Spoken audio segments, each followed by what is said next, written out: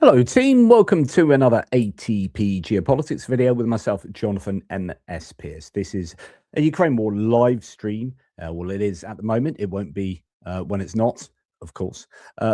News update, military aid news update concerning the war in Ukraine. Thank you very much for being here. If you are live, it means you are part of the elite set of humanity that exists in a higher plane than all other humans. And for that, I congratulate you. Welcome to somewhere near my realm.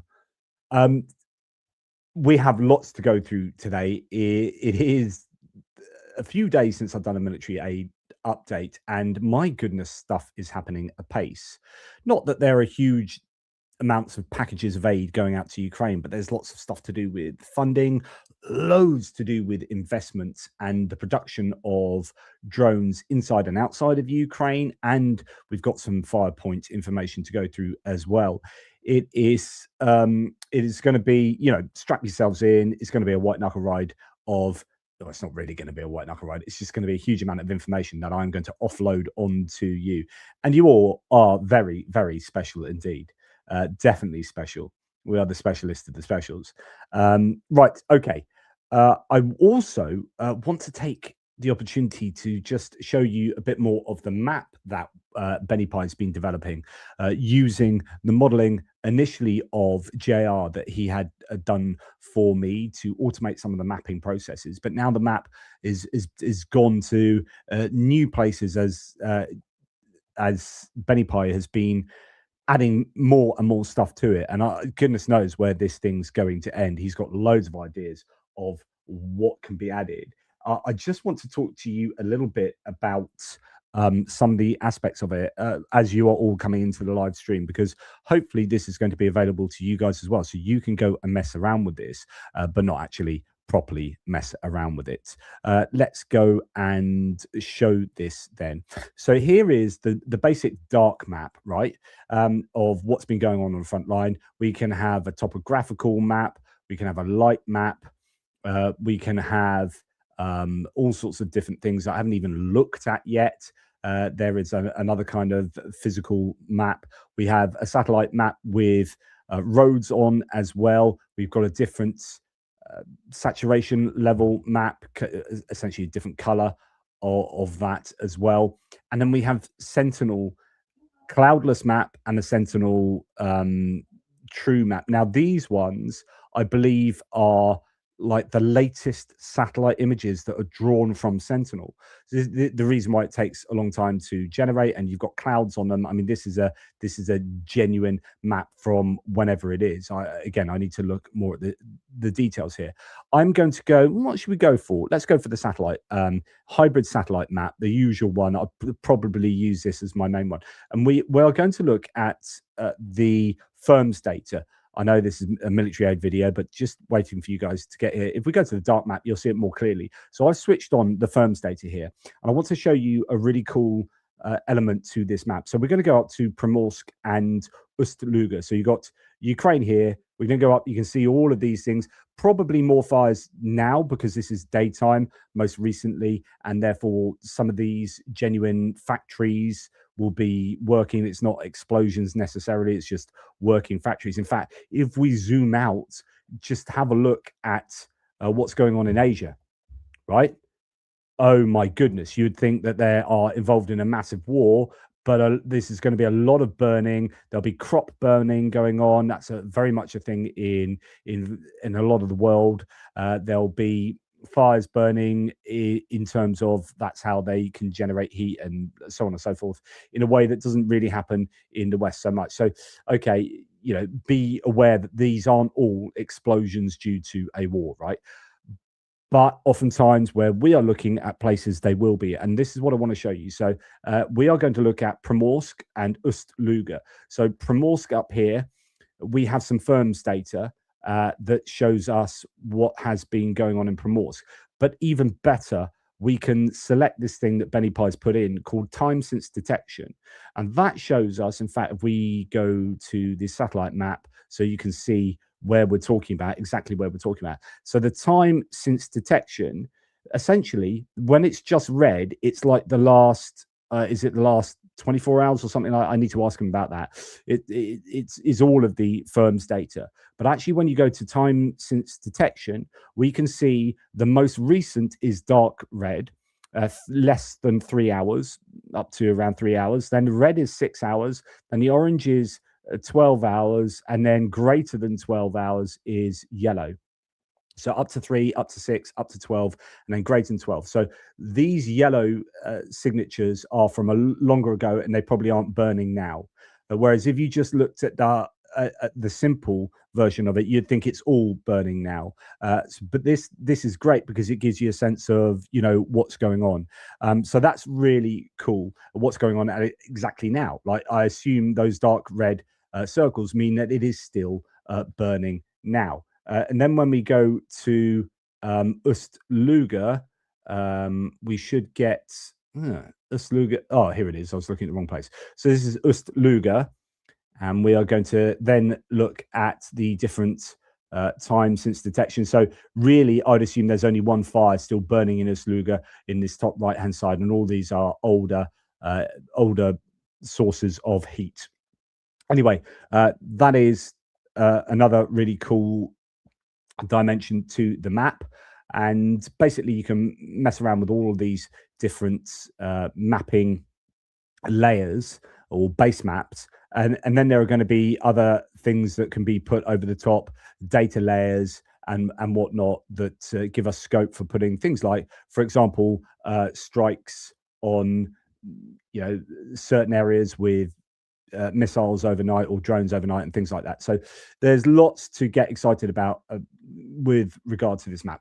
Okay, now let's start the video off more properly. I'm going to get rid of that map. Thank you to Benny for working so hard on that. Okay, right. Let's make sure. Oh yeah, and before we of course do this, please remember to like, subscribe and share. As I keep saying, a number of you will have been unsubscribed to the channel because YouTube periodically does that. I know this because you keep telling me. So make sure that you are subscribed, even if you think you are. And that will really help out the channel and also keep you guys, make sure you're kept in the loop. Okay, so now let us look to what's been going on with funding.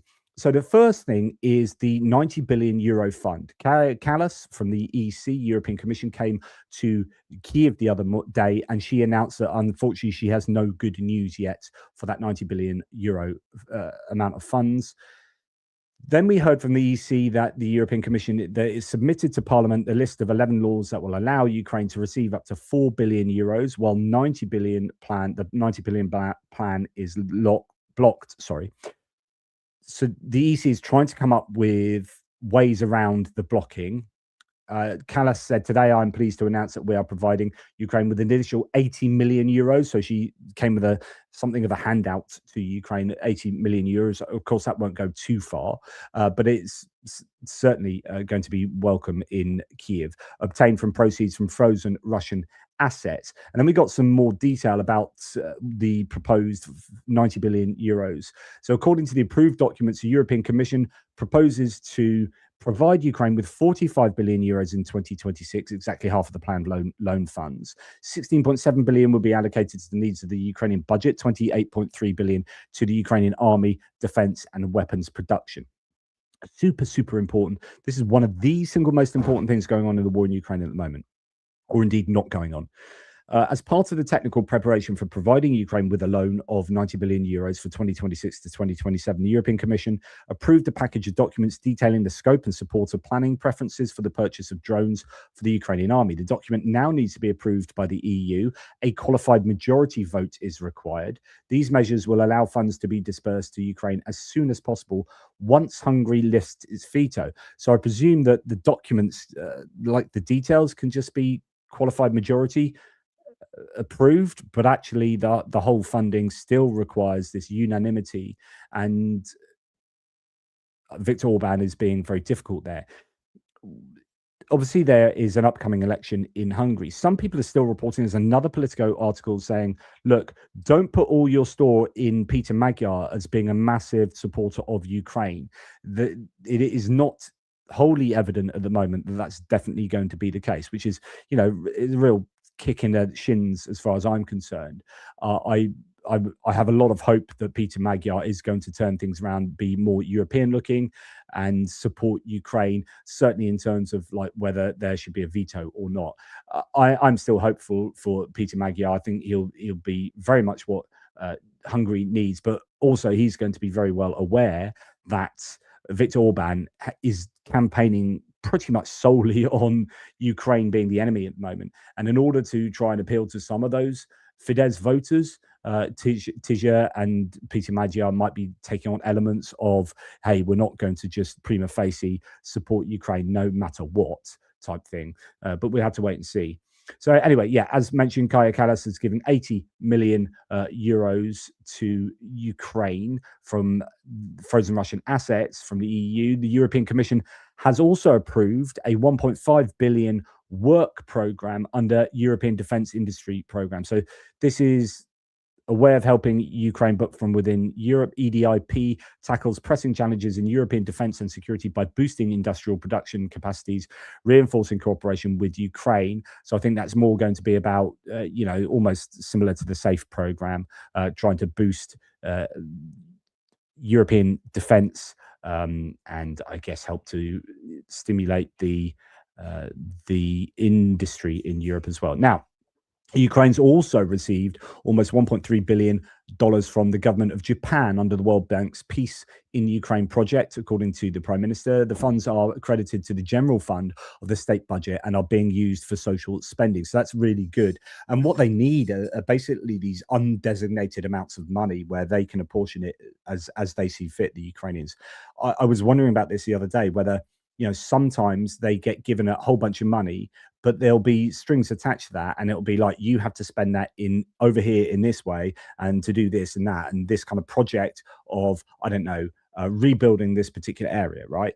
And Ukraine will be like, yeah, that's brilliant, thank you so much, we desperately need that. However, what we really need is just a bunch of cash in our banks so that we can pay government employees, so we can pay pensions, so that we can pay our soldiers, that kind of stuff. So it's all great to have money going to this project and money going to that project. And this is just my speculation here, but I do wonder whether sometimes they're like, we just need unattached, no strings attached money to be able to spend it where we want. Or you can attach strings to it, like, in order to get this money, you need to jump through this hoop and that hoop, but you can spend it once you get it how you like. That's kind of my point.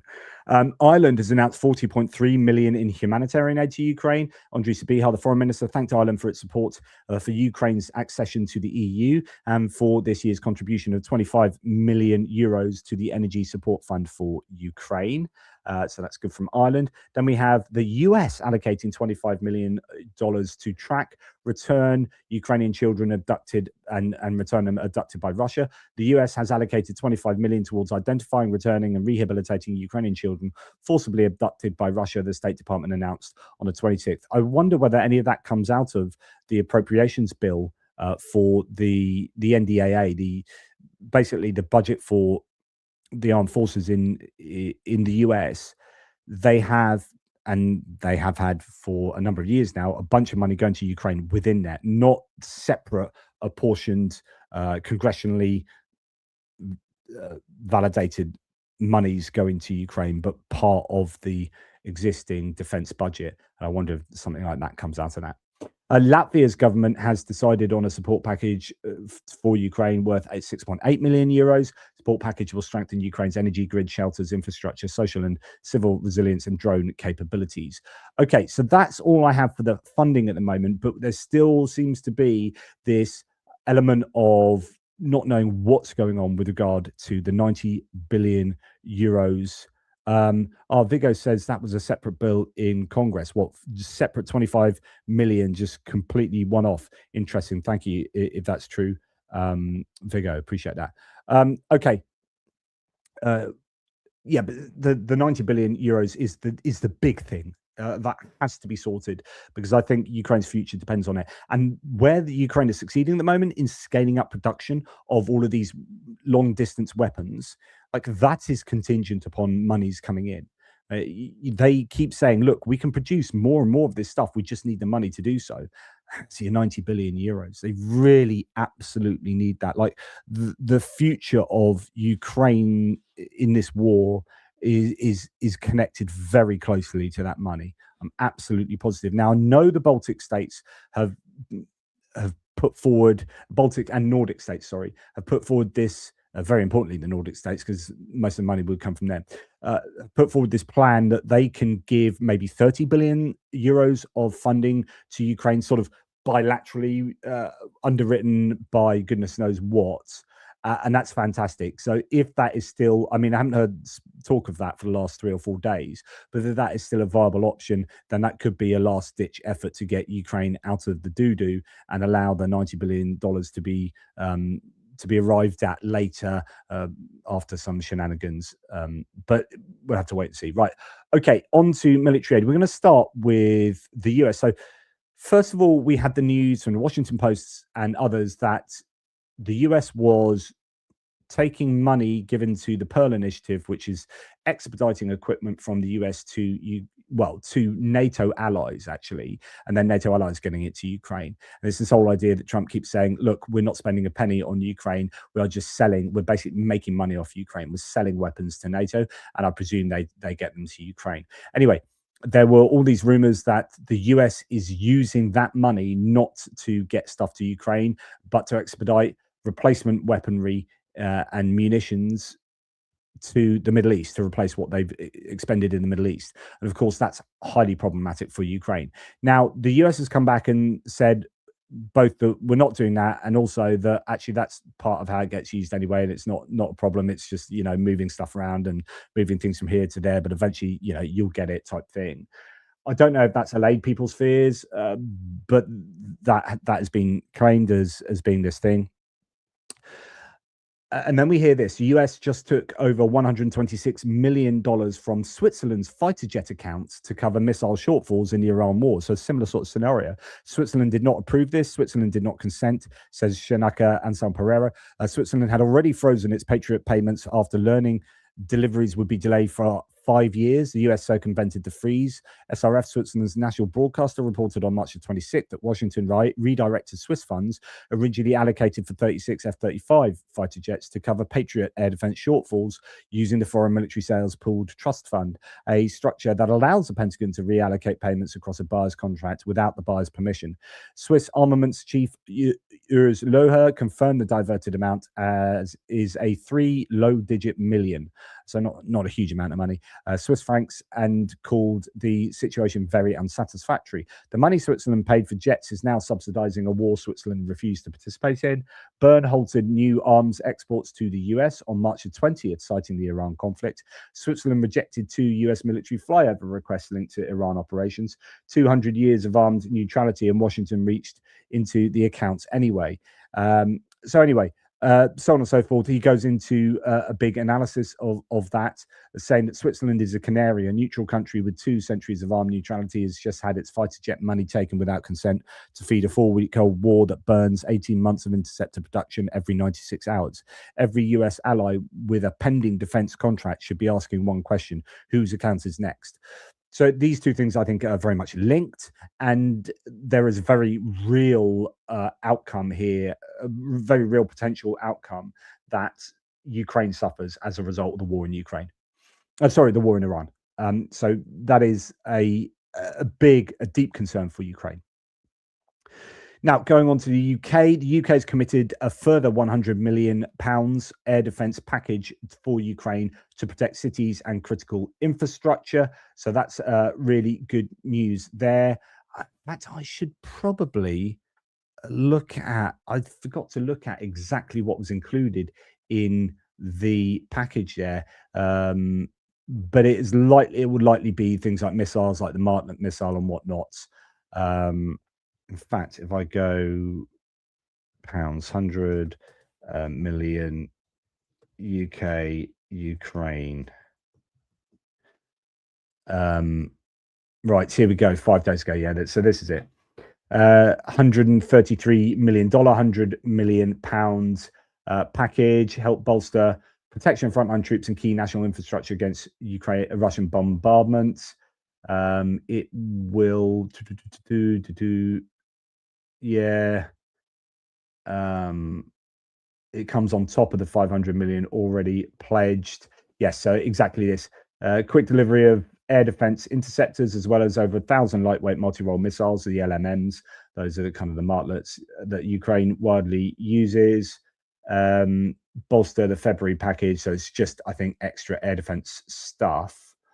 What we do understand is the Rapid Ranger, which is something like, say, the Avenger, which is the American Humvee with Stinger missiles on top. UK has supplied the Rapid Ranger short-range air defense system, but has now been spotted in service in Ukraine for the first time, so that's really good. It can use a Starstreak 2 or LMM Martlet missiles with detection range of over 15 kilometers and engagement range exceeding 7 kilometers. So that's really good news. Great that they can use these rapid mobile responses that can take out Shahed drones and cruise missiles without too much of an issue. I mean, they're very capable missiles, those. The UK supplied Rapid Ranger that can fire these LMM Martlet missiles, and under a major procurement agreement covering up to 5,000 units. I don't think that's going to be 5,000 vehicles. The deal also includes plans for potential localization of those are the missiles, localization of missile production in Ukraine. So that'd be good news for Ukraine if they can produce those missiles locally under license.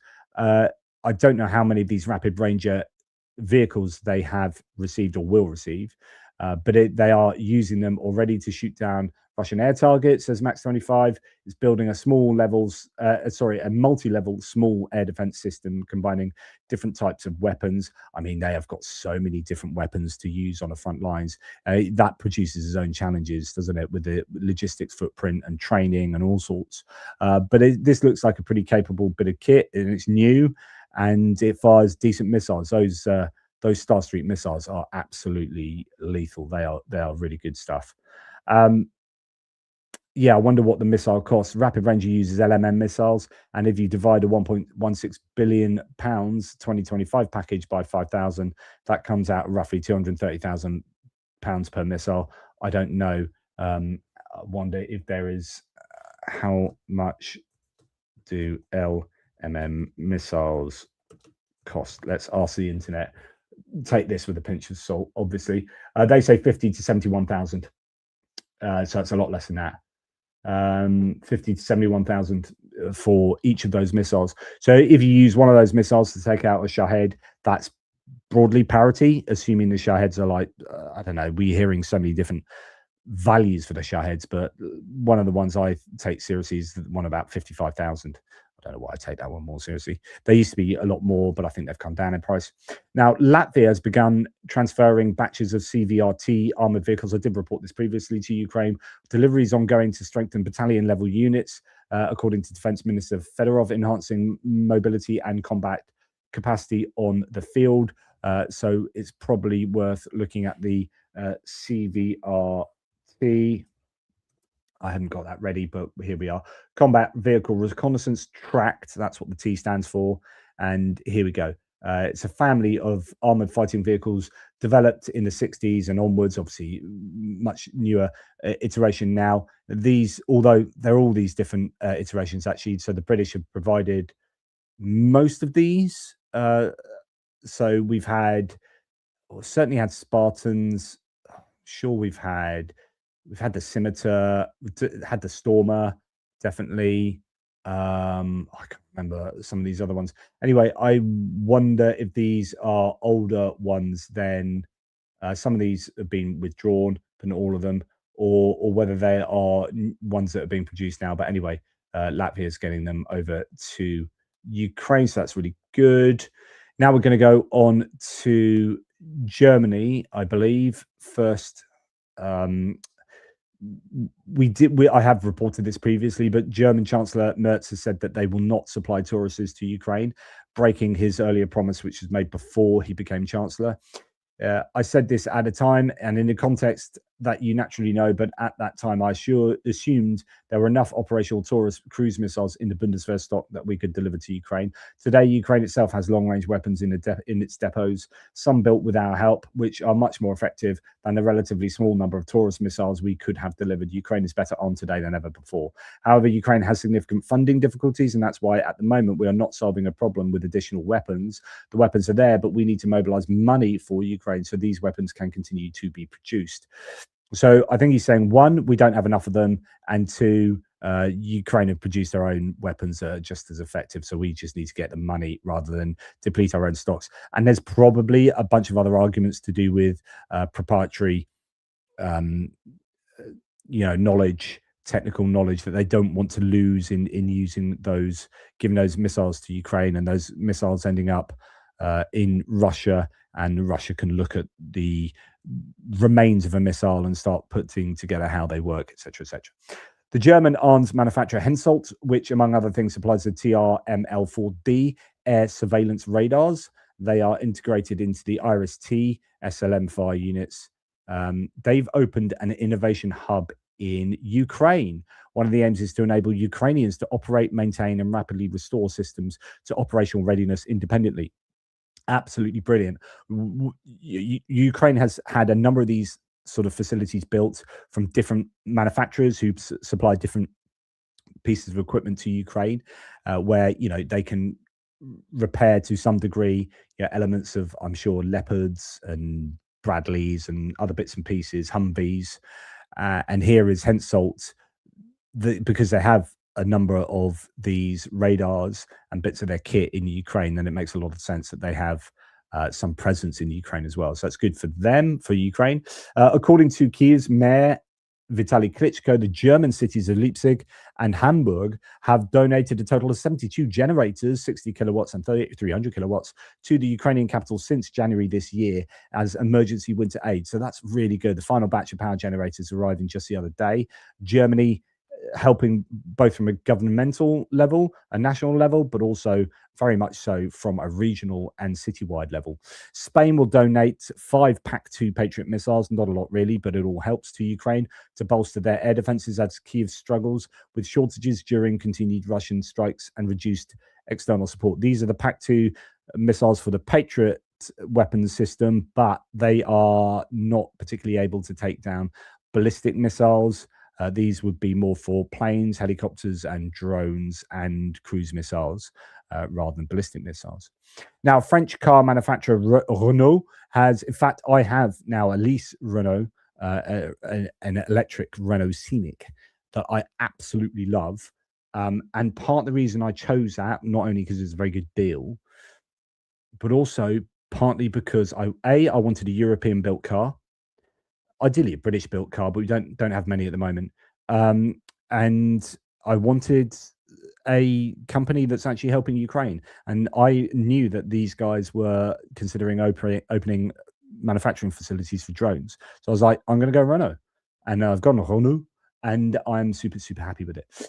Anyway, they've announced that they're developing a ground-based drone for both military and civilian use, according to the French industry magazine L'Usine Nouvelle. That's a new factory, I think that means. The car maker is working in partnership with the Belgian group John Cockerell, the main French supplier of military vehicles and owner of Arcus. According to L'Usine Nouvelle, Renault's land drone prototype is said to be the size of a small car. It is expected to be unveiled at the Eurosatory International Defense and Security Exhibition in June. It's designed for battlefield reconnaissance and resembles a lunar rover equipped with several suspended cameras. I believe they're also making aerial drones as well, but I'm not sure of the details. Okay. Right, moving on. I hope you guys are well in the live chat. Sorry, I've been unable to get to you. Benny Pie will be coming along in about 10 minutes to help out with the chat, thanks to him. Indeed, it is pas merde. It is not poo. That is true. Right, Zelensky today signed a security agreement. Not today. This is actually about 3 days ago, with Bulgaria, a 10-year defense security agreement. The main points are the continuation of military support from Bulgaria to Ukraine. Bulgaria have been super important. There was a stage at the war, at the beginning of the war, where they were providing a third of Ukraine's artillery ammunition because they still make the Soviet era 152 millimeter artillery shells. And as Ukraine was moving on to NATO stuff, they still had and they still do have a whole bunch of Soviet era kit, a lot of self-propelled guns, a lot of towed artillery. They still need 152 mil shells for sure, and probably 120 mil shells for their tanks. So Bulgaria has been very important in providing that. In fact, some of the Bulgarian, is it the Arsenal factory? One of their factories was attacked prior to the war, actually, and also at the beginning of the war by the Russians in terms of sabotage.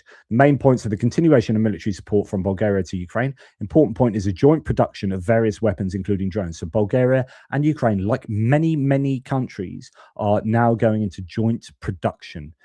Bulgaria will use SAFE program for such co-production. You'll find that the European SAFE program is actually looking like it's becoming more and more important for Ukraine. There are a number of nations who are dipping into the SAFE funding to help Ukraine. It's a way of helping Ukraine with extra money. I am grateful for the positive signal that Bulgaria is contributing to the Pearl program. I presume this is from Zelensky. We are working to ensure that there is an active energy corridor. This corridor can amount to about 10 billion cubic meters of gas per year. So these alternatives for gas and energy to go, I guess, both ways. Romania as well is planning to launch a joint production of drones with Ukraine. So Bulgaria doing it, Romania doing it. The country intends to allocate 200 million euros to the implementation of this project, received within the framework of the European Union's rearmament initiative called SAFE. So you go, both Romania and Bulgaria doing exactly the same thing here. This week in Bucharest, representatives of 15 Ukrainian companies will meet with specialists from Romania. The parties will discuss the technical aspects of joint production and the formation of a working group. The deadline for signing the agreement is scheduled for the end of May 2026. And the reality is now, I think Ukraine has scaled the production of drones to a significant level, and that is a real benefit to them. Just trying to remember if I've got any other data on drone numbers. A number of people, that's a video I'm going to do later. No, I don't. Essentially, and I did go through this in my hits and losses video this morning with the one-way attack drones, but a turning point appears to have been reached, where if you look at the stats for one-way attack drones that Ukraine is sending into Russia and occupied territories of Ukraine, the numbers in March spiked over double. So someone was saying either they've stockpiled an absolute ton, or the scale of production for Ukraine is now going through the roof. And if it's going through the roof, then that is, well, also if it's stockpiled, it means that they're not only the trajectories like that, but they've been able to stockpile on top of that and produce enough to stock up for March, and just March is throwing these all at Russia. But if March continues into April in the same way, then it's not stockpiling. That's literally they've just overnight doubled their production capacities. And if that's the case, Russia is in deep doo-doo. Because to be perfectly honest here, let's have a look at one of these. I'm going to show you this totally separately later, but it's worth you looking at. Is it this one? See if I can. Yeah, here it is.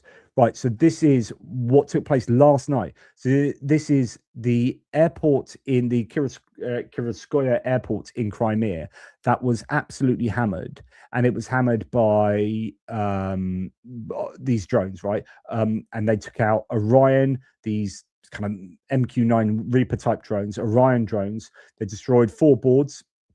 I don't know what that means. And the control center of heavy Orion drones, an AN-72P aircraft, and a Sword radar. Okay, so just last night, and by the way, they also attacked Katya, and we're no doubt going to see imagery coming out from Katya. I just wanted to show you, how much they're just blowing stuff up. Now, this is an airbase in Crimea, and you've got a whole bunch of Firepoint drones just flying around and blowing up stuff willy-nilly, which means that I'm sure tomorrow you could see exactly the same thing happening. And the day after and the night after, look at this stuff burning, right? I know my face is in the way. Let's get my face out of the way. More stuff burning. And then we see a transport aircraft getting taken out. Now, we understand today that the Russians are moving aircraft out of Crimea, where apparently there are reports that they're flying stuff out of Crimea. Here, that there is your transport aircraft that is going to be completely taken out here. No doubt that's the end of this aircraft, as assume an FP-2 drone just comes and hits it and takes it out, hitting it on top there. So that's one of those big old transport aircraft. And I'm sure a 60 kilogram to 158 kilogram warhead is going to be hurting that quite significantly. And there you go. That's the end of that. Big bang. Oh, well. Anyway, the point being that what you're seeing there, is part of the turning point in the war. I keep talking about there being a turning point in the war, and it's about scale of production of weaponry. And if Ukraine can scale this weaponry, then Russia is in loads of trouble, which is why you've had Russians complain. So this is very significant. All the significant resources available to the United Kingdom, says this Russian, and the European Union are concentrated on supplying the AFU with drones. The situation with drones remains extremely difficult. The enemy forces have not only intensified their raids on our regions, you've just seen that, but are also successfully operating in rear areas, you've just seen that, striking at significant depth in the combat zone. The situation is so critical that it's almost impossible to raise your head. So what you have in this short comment here is saying, are the deep strikes into, say, Ust-Luga and Primorsk, and we've just looked at firm data, still burning. That is serious. Ukraine seems to be easily able to hit these, as that one in Ufa, the Bashneft oil refinery in Bashkortostan that was taken out or hit last night. Okay, you got that. Then you got your near ears. So you've got your air bases on Crimea. You've got your drone points or drone manufacturing in Taganrog or in Donetsk airport, right? And then you have your contact line having huge advantages in terms of numbers of FPV drones flying around and so on and so forth. This is where Ukraine is able now to gain a significant advantage. So then let's go back. So then when Renault, as a huge car manufacturer, says, yeah, we can help make drones, and when Bulgaria says, yep, we're going to sign a deal to help make drones, and when Romania says, yeah, we're going to sign a deal to help make drones, and we're going to use EU money to do that. And then when you go to Mildenhall in Suffolk, wherever I have that, I've got the information here, where they are now making drones in the UK. Here it is. So Ukraine just opened its first drone production plant in Britain. Okay, that guy that you've just heard from, that Russian you just heard from, is rightfully perturbed, because Ukraine, I mean, you can hear the excitement I have. Ukraine is in the driving seat now in terms of drones and strikes. And I think they do a better job of striking. And they are now looking at, with support from European partners, they are looking at building up a whole bunch of stuff. And it gets even better than that, because we're going to talk in a minute about investments coming into Ukraine, both from places like, no doubt, the Middle East, but also from like the guy that the former CEO of Netflix and other investors whose names haven't been shared. So anyway, potentially really good news for Ukraine in these domains. Right. Okay. Now we're going to look at a few other bits and pieces. Twitter doesn't like having so many things open. It shuts them down. I had to reload them. Greece has reportedly transferred all of its 203mm old M110A2 howitzers, self-propelled howitzers. These are big old bits, maybe equivalent to like the Pion 7s, that the old Soviet self-propelled guns that look pretty much this big. These are huge bits of kit. Probably not in great nick. I don't know. But anyway, Greece has got these to Ukraine. It's reported in October last year that, and they were passed through the Czech Republic on the basis of an intergovernmental agreement. Well, now it's been stated by the 52nd Separate Artillery Brigade that they are operating these M110 203 millimeter howitzers. The brigade was formed in August 2025 and also operates the two S-22 Bogdana self-propelled howitzers, the Ukrainian-built ones, and some RM-70 multiple launch rocket systems. Are they ones that came from Czechia? I don't know. Anyway, after 4 years of heavy use, Ukraine's two S7s, the Pions, probably could use some supplementation. Hopefully, we'll get a few good videos and some more information in the future. It is worth noting that the picture they provided on their Facebook page is from a Japanese iteration of this. Picture used in the post is of one in service with the Japanese Ground Self-Defense Force, but apparently the 52nd Artillery Brigade, 3rd Army Corps claims that they are using these. It is possible that the brigade could have received some of these, as it's been reported back in October that they were looking to sell all of these to private companies in the Czech Republic that could have sold them on to Ukraine. I guess this all helps if the Ukrainians see it as helping. Sometimes the more stuff you get, the more complicated things get. As I said earlier, you've got all the maintenance issues for all of the different kit. Then you have training issues, having to train everyone on something different. It just gets very, very complicated quickly. Now, the EU has transferred a large batch of energy equipment and other technical assistance to the Ukrainian railways to ensure stable train traffic in wartime conditions. As noted by Kaja Kallas, the assistance provided is only part of the EU's large mission to support Ukrainian railways. So that's good news. And then we've talked about this. So this is your segue. The co-production between all of these entities is really gathering momentum. What I'm going to do now, I'm just going to refresh all of these so you don't have to see them circle round and get annoyed and whatnot. Right now, Benny Pie is in the background, so good to have you here, Benny. I've already shown the audience your map, Benny, and we've talked through the different time options for the firm's data, so you'll be proud of me for talking maps with everyone live. Right, okay, that's that done. Right, just a quick thanks to all you very generous people. So first of all, Graham Baker, thank you. Niels Knudsen, thank you. The Weasel, thank you. Niels Clement, thank you. And Niels Knudsen, again, thank you. So huge numbers of thank yous to some very generous members, memberships being given out. I'm just about to organize, probably for this coming week, a members only. Now, I don't want any of my news to be behind a paywall or anything like that. And so I hope I understand that people who are members of the channel are very generously supporting the channel out the goodness of their own heart. There isn't too much you get back in terms of extra perks.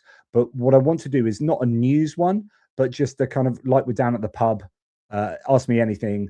Let's sit and talk about the war or anything political or whatever you want, and have a members only shindig where we can just have a glass of wine and talk about the good old days. So I'm going to do a members only thing to just thank all my members for their long suffering support of the channel, and I'll organize that this week. Stephen Bendell says, I love the new map. It's simply brilliant. A huge thank you to Benny Pie. To be honest, although Benny Pie's done most of it, I mean, I did tell him where to get all the coding from, how to put the coding together. It was almost entirely my own thinking processes and brain power. And Benny just followed my very detailed instructions. No, that's obviously not true in any way, shape, or form. I had virtually nothing to do with it because I don't have a clue what I'm doing in those domains, and he does.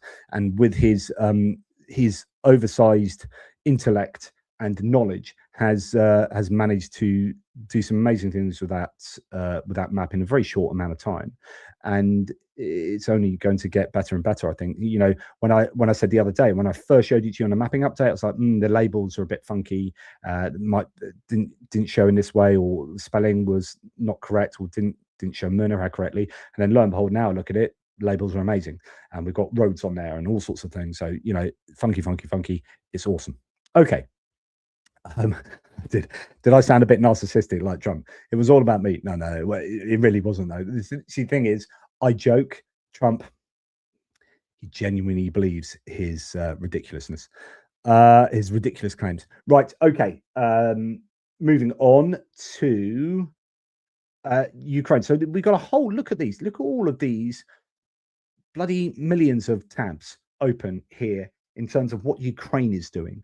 And so when I talk about there being a turning point, there aren't these big packages going to Ukraine at the moment.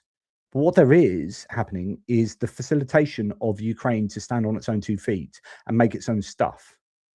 Right, we're going to look at what Firepoint is doing. We're going to look at a whole bunch of different drones they're doing, and all these agreements that Ukraine is now doing with other countries. It's not like necessarily that countries come to Ukraine and saying, right, all companies have come to Ukraine saying, like Hensoldt, we want to build this thing in Ukraine that will benefit you. That is happening, and that's really good. But Ukraine is going outside of Ukraine and saying, hey, can we have our company set up in your place to localize production in your place because it's safer? And you're likely to say yes, and we can produce more and more kits that we really, really want. So David Hambling says Serhiy Stenenko. So one of these, he's now an advisor, isn't he, to the government, I think. I have good news, he says. We are ready to scale the new technology in FPV drones. It will help inflict significant losses on the Russians and give our military an advantage. It is already working on the front lines, and soon there will be significantly more of these new tools. So stay tuned for details, for updates, and be sure to throw it on the Rosaries. Okay, I don't know what he's talking about exactly here, but I love these kind of cryptic statements. Someone below says improving the efficiency of BC for drones is another point of reinforcement for the SOU. Drones account for 85% of hits. It's high time to pay attention to the ammunition for them as well. Blah, blah, blah. So you've got, I think this is Stenenko as well in the video, talking about, making bespoke munitions for. So right at the beginning of the war, they used to put any old munitions on these drones and then drop them. But actually, what you need is horses for courses. So you need munitions developed for certain different things, and they need to become more efficient and so on and so forth. And the same with drones, they need to improve the efficiency so they don't. That's why you need to use good components rather than crappy components so that they don't go wrong and whatever. It's just improvement. Small margins. Eventually, that accumulates into big margins. But whatever he's talking about here, we're going to scale new technology. Is that swarming? Is that AI? Is that autonomous targeting? I have good news. We're ready to scale the new technology in FPV drones. When someone who has supplied hundreds of thousands of FPVs says this, you listen. And I think that is significant there. So although we don't really know what he's talking about, it just makes me feel all warm and cozy inside. And again, much of this video is about the good news of Ukraine developing their own stuff. Here, Ukraine, as I mentioned earlier, Ukraine has just opened its first drone production plant in Britain. This matters for 3 reasons. One, it moves part of Ukraine's war industry into NATO space, as that NATO interoperability makes Ukraine look more attractive to NATO. So we have Ukraine joining us in NATO because we want them there, not because we just want to help protect Ukraine, but actually there is an advantage conveyed by Ukraine joining NATO, an advantage to us. So it's not just a charitable move to get them into NATO. It makes NATO stronger and it makes us more protected and secure. 2, it creates an industrial spillover inside Europe. So that will then, it's investment. It's like foreign investment from Ukraine into Europe. That's good. It shows Ukrainian defense tech is no longer just surviving, it is actually scaling. That's what I'm particularly interested in right now. The factory here is in Suffolk. It's on East Anglian, in East Anglia, that bulgy bit to the right, on the right-hand side of the UK. Is being developed by UK Spec Systems, one of Ukraine's biggest drone makers.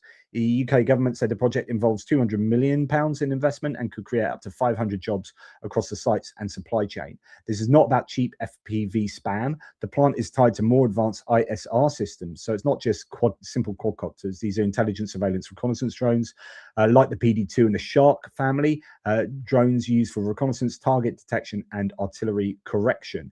There's your Shark drone, famously used, and it's been scaled up big time. In fact, that's a better version than the original one that I saw. It didn't have this stuff below, yeah, it looked quite different from that, the original shot that I remember seeing. There's another one there. And yeah, Shark M, Shark D, Mini Shark, Baby Shark, some might say. No. PD2 there as well. So anyway, these aren't just cheap and cheerful drones, but decent ones. In plain English, not just flying bombs, but battlefield eyes. The strategic logic is obvious. Design and combat feedback stay tied to Ukraine. Part of the manufacturing base moves into safer European territory. Production becomes harder to disrupt, and integration with NATO supply chains gets easier. That is why the Suffolk factory is bigger than a single site. It's a signal that Ukraine's defense industry is starting to spill into Europe itself, not as charity, but as industrial capacity. And that's really important. Like I keep saying, we are helping Ukraine not really for charity. It's never really been massively about charity. It's because helping Ukraine is in the best interests of UK, France, Germany, Poland, Latvia, Lithuania, the United States. It's in our best interest to help Ukraine strategically, in terms of security, in terms of our economies, in terms of military power and projection, in terms of hegemony, so on and so forth. And Britain may be only the beginning. Romania and Ukraine are now in talks, Bulgaria too, on EU-funded joint drone production under SAFE. Romania has 16.6 billion euros allocated through the program, with 200 million earmarked for joint drone manufacturing. 15 Ukrainian companies are already involved. So the pattern is becoming clear. Ukraine fights. Europe hosts capacity. The border between supporting Ukraine and building a European defense base gets thinner every month. And the most interesting part may be what comes next. Interceptor drones. Reuters reports this week that the Ukraine sees export potential in drone interceptors and says production could scale up to 2,000 per day, with companies like U-Force, Wild Hornets, and Skyfall in the mix. That is where the story gets properly big. Recon drones matter, but interceptor drones could become a pan-European necessity, because Europe is learning the same lesson Ukraine learned first. You cannot keep using very expensive missiles to kill very cheap drones. Suffolk was a proof of concept. Romania may become the scaling node. Interceptor drones could become the export product. Ukraine is not just defending itself anymore. It is starting to reshape Europe's defense industry from the inside. If I was UK, but this is going to be the same for every country in Europe, right? I would be fighting tooth and nail to get Ukrainian startups or industries settled in. I would have Milton Hall in Suffolk, where that factory is, as some kind of yellow booger special economic zone. Honestly, if I was a UK, I'd be like, let's set up some military industrial complex innovation hub to help Ukraine, but actually it's helping us in terms of our defense needs, and it's helping us industrially. It's a bit of stimulus to get jobs and supply chains going. I'd be that if I was the UK government, I'd be right on that. As it's saying, it's starting to reshape Europe's defense industry from the inside. Ukraine is not just defending itself anymore. Yeah, this is what I talk about being a turning point. And it stretches to the Middle East as well. And we'll come to that a bit later.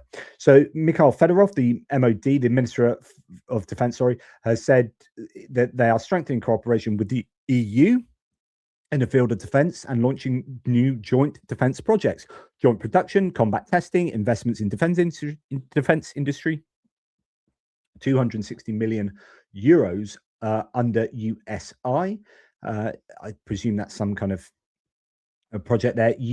Also in focus are anti-ballistic solutions, including a missile to intercept ballistic targets.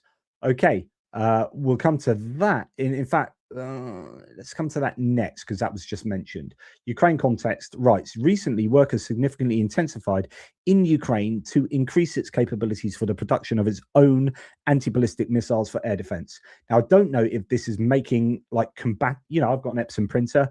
I never buy Epson ink. I always buy compatible ink off eBay, right? Because it's cheap as chips and does exactly the same job. Can you build compatible missiles for Patriot systems? Does Patriot have that allowance? Is it a contracted thing, or is it a technological thing? Can they literally not do that because of some kind of proprietary mechanism, software, whatever?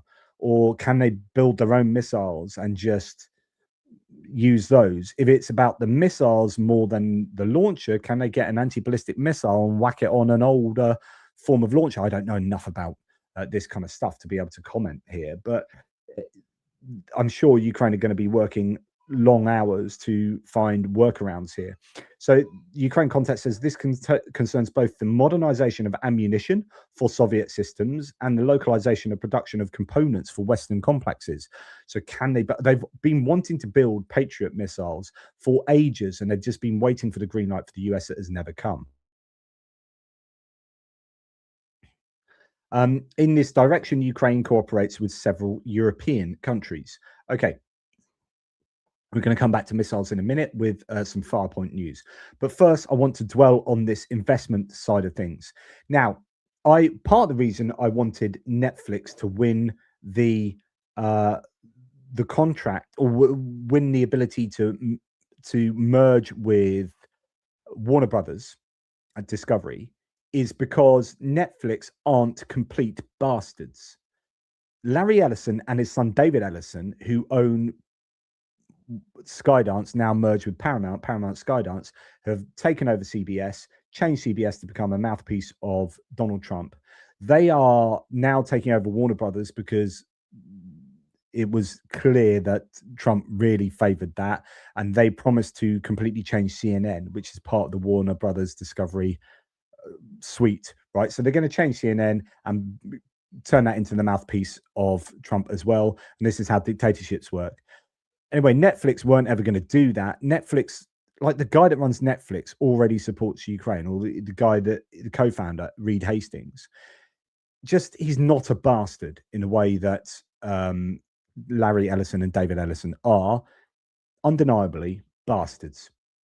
So Netflix co-founder Reed Hastings has joined the UA1 investment fund, which invests in, and you can say, yeah, he's looking to make money off the war in Ukraine, but I'd much rather you have investors trying to invest in Ukraine succeeding than investing in some other stuff over there that I don't care a damn about, right? So this is great, which invests in the Ukrainian defense industrial complex and technology startups.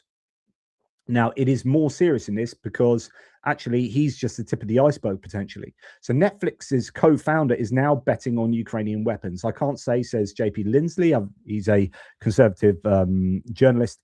He says, I can't say other names I'm hearing. He's out in Kyiv, but you might be surprised at who is jumping in on the Ukraine drone investment train.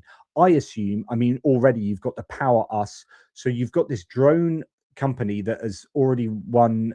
I mean, this is corruption, right? But the Trump sons have started up this drone company or jumped on with this drone company. And then suddenly they've got like $620 million contracts with the Pentagon or whatever it is. So that's grifting, corruption, nepotism. But now we hear that Keith Kellogg has jumped on as their envoy or something for Power Us or Power US or whatever it's called. And you can see, and they are looking at working with Ukrainians as well, because they understand just from a business point of view, if you're going to get ahead in drones, you've got to work with the Ukrainians, right? But so who knows who's getting involved here? It's probably right across the political spectrum because it's not about ideology, it's about making some money, which will also help Ukraine by investing in Ukraine.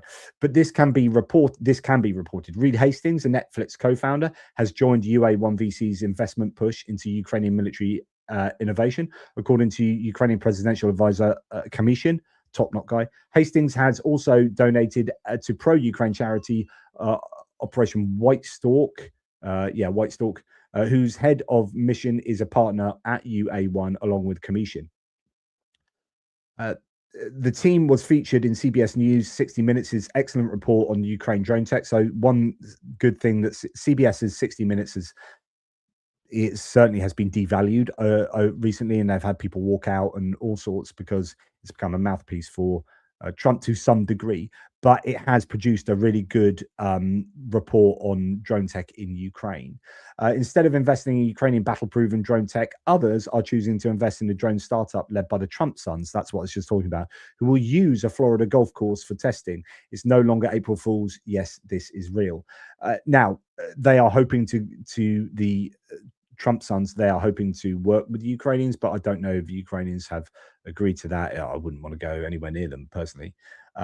Right, Firepoint. So talking about investment, and there's some controversy associated with Firepoint because it's run by a mate of Zelensky. However, that said, Firepoint, I think, have made one of the biggest, most significant changes to the war in Ukraine, and I'm all for it. I'm all for outcomes, and the outcomes for Firepoint are freaking brilliant.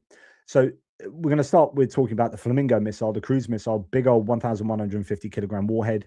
One minimum altitude at which the FP-5 cruise missile flew was 15 meters, according to the co-owner and chief engineer of Dennis Stillerman. That is exceptionally low to the ground. We had heard that they were developing Turcom, which is the ability for these missiles to map the terrain, so they can't be spoofed. They don't have to rely on GPS, and therefore you can mess with their communications and send them off course. What they do is they have on board, they already have like an idea of the terrain, and they map where they're going and then match that to the mapping on board, and so they can then find their way to their target. And we were understanding that they were flying at sort of 30 to 40 meters, which is already exceptionally low and very difficult to shoot down. If it's 15 meters, holy cow, it makes it very easy though for these things to fly, I guess, into trees and buildings and all sorts. So you want to be careful there. But that's really interesting. Now, Anton Gerashenko summarizes some Stillerman comments. Co-founder and chief designer Stillerman here says on ballistic missiles. So that's the cruise missile we're talking about. We've got the FP-7 medium range or short range tactical ballistic missile up to 300 kilometers. Then you've got the FP-9, which is a long range one. FP-7, a range. So remember, ballistic missiles go up and down in a parabolic trajectory like that, and as they come down, they're very difficult to shoot down because they're moving so freaking quickly. Cruise missiles fly horizontal to the land, and you can change their path more so than a ballistic missile, but they're easier to shoot down because they move A, slower and more slowly, and B, they are, you can see them more easily, effectively. FP-7s, a range of 300 kilometers on these, warhead of up to 250 kilograms, depending on the distance. We have heard this previously. Just remind you, FP-9, a range of up to 850 kilometers with a warhead of up to 800 kilograms. Also, depending on the distance, everything for the FP-9 is ready except the engine. Once the engine is finalized, we'll have a clear understanding of the cost. The ballistic missile is expected by mid-year. So that's interesting. I thought it's the other way around. Right. This is genuinely quite big news then. So the FP-9, which is a long-range ballistic missile, if that's ready in the mid-year because they're working on the engine, then mid-year is evidently June, July, and we are in April, May, June. Well, 2 months away. 2 months away, you could have long-distance ballistic missiles slamming into Moscow, St. Petersburg, refineries, Yellowbuga. No, it wouldn't be able to hit Yellowbuga. These are 850 kilometers, but still really significant change to Ukraine's capabilities there to produce their own FP-9. That then means that surely the FP-7s are now imminent. There were rumors one was used the other night, then didn't look like it was. 850 kilometer range ballistic missiles fly further, carry more, and are cheaper than Iskanders. Interesting. So he's saying carry more, warhead of 800 kilograms. Wow. So just to remind you, an Iskander is somewhere between 400 and 500 kilograms. 450 kilograms, is it? Which is a pretty sizable warhead. If this is carrying 800 kilograms, 850 kilometers, that is big. And if it's cheaper, can fly further than the Iskander and is almost twice as big as a warhead, that is a significant development. Their impact speed is 1.5 times higher than that of the Iskander. Holy cow. All right, Jason says, might see an FP-7 fly tonight. Well, fingers crossed, Jason. Fingers crossed. Okay, on a massive strike on Moscow, quote, I would certainly carry one out. Everything there is in very poor condition, and the Russians, are still learning during the war. They have not yet intercepted ballistic missiles. They have never done it before. That is an interesting point. Ukraine now has a great experience of intercepting ballistic missiles. Russia hasn't had to deal with ATACMS, okay, to some degree, tactical ballistics, but probably not one of this size and speed. Wow, that's an important point there. They have never done it before. They have nothing to learn from. They will eventually learn to intercept ballistic missiles, but that will take time. Wow, I love a good Dennis Stillerman update. The cost of the Flamingo is $600,000. The missile has only one foreign-made component, according to Stillerman. The Flamingo missiles have already successfully struck a number of strategic targets on the territory of the Russian Federation, including the Voktinsk plant. We saw that. It's the one in blue that you're just about to see. The Kapustin Yar training ground. That's the Oreshnik launch pad and whatnot, the warehouse there for the Oreshnik missile, and a large artillery depots at Tikhoretsk. Wow, that was some time back. So they used Flamingos to hit Tikhoretsk, and that blew up. Stillerman said 2 years ago the Ukrainian armed forces had struck the warehouses 2 years ago, that was, in Tikhoretsk with drones. After that, the Russians concreted them over and built protected shelters on top, which drones could no longer penetrate. However, the Flamingo was able to do it. So subsequently then to the initial Tikhoretsk strike, they've sent Flamingos in there. Interesting. And they've hit the Voktinsk plant, which is I think the Iskander manufacturing facility, is it not? Where is that? It's in blue. I thought we saw it. Maybe we didn't. Oh well. I've shown that to you before. Right. Okay. Then we have some more. So we will have FPV drones the size of a Flamingo, says Stillerman. What? He says, a development that will literally shock the enemy. Does he mean in size of warhead, 1,150 kilogram? So the FP1 at the moment has a relatively small warhead because that's the one that goes the furthest. They're working up to, what's it now, 105 kilograms, isn't it? Was the size of the FP2, which goes shorter. That's now going up to 158. And I think the FP1 is going up to 105. So that's a drone that packs a bit of a punch. But imagine if you can have a drone that is 10 times the warhead. 10 times the warhead. Wow. We need to wipe out Lubyanka, the general staff of the Ministry of Defense, the Moscow refinery, Almaz Anti. We plan to create a European anti-ballistic shield based on the FP-7 because this missile has a vertical launch and was originally planned to intercept ballistic targets. So that's interesting. The FP-7 then might also be the foundation for their anti-ballistic missile, and maybe it can be used for both, for or at least, changing it around a bit. It means that the production of that is not going to be too difficult if they kind of share a lot of components and plans. All 20 ballistic missiles can reach Moscow. Things are very bad for them there.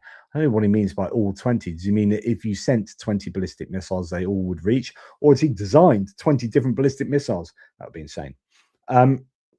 So anyway, what we have here is, I think, very good news for Ukraine. Right. Remember the CEO of Rheinmetall, your man Armin Papaga, came out and talked about housewives and denigrated Ukraine's innovative drone industry. Skyfall, that makes vampire drones, makes an absolute ton of them, clapped back at Rheinmetall's Papaga housewives line. A company represented told Simon Schuster, who's the guy that wrote that original article, that if drones made by Ukrainian housewives can wipe out tanks and artillery, then the housewives era is officially here. Simon Schuster texting this morning with one of Ukraine's top drone producers, Skyfall, and they have some thoughts about my interview with the Rheinmetall CEO, who said their drone factories are housewives with 3D printers in the kitchen. Quote, if a drone made by Ukrainian housewives is all it takes to take out tanks and artillery, I guess it's officially the housewives era now. Let's just own it. Just own it. Right. Ukrainian Sky Sentinel air defense system protecting the skies over Kharkiv region from Russian Shahed drones. This is good to see. Let's get a little bit of this. I'm actually going to play you some of the sound as well. So I think that sometimes helps give us an understanding. But it's probably going to be loud music. Oh, of course, it's loud music. Yeah, because that's really, really useful, isn't it? Anyway, here we have Shaheds getting taken out by the Sky Sentinel, which is essentially this sort of turret. I don't know how much it's automated, but it's clearly able to shoot down these Shaheds. I don't know what the range is for taking out those Shaheds. Anyway, good to see that happening. And yeah, more and more of that.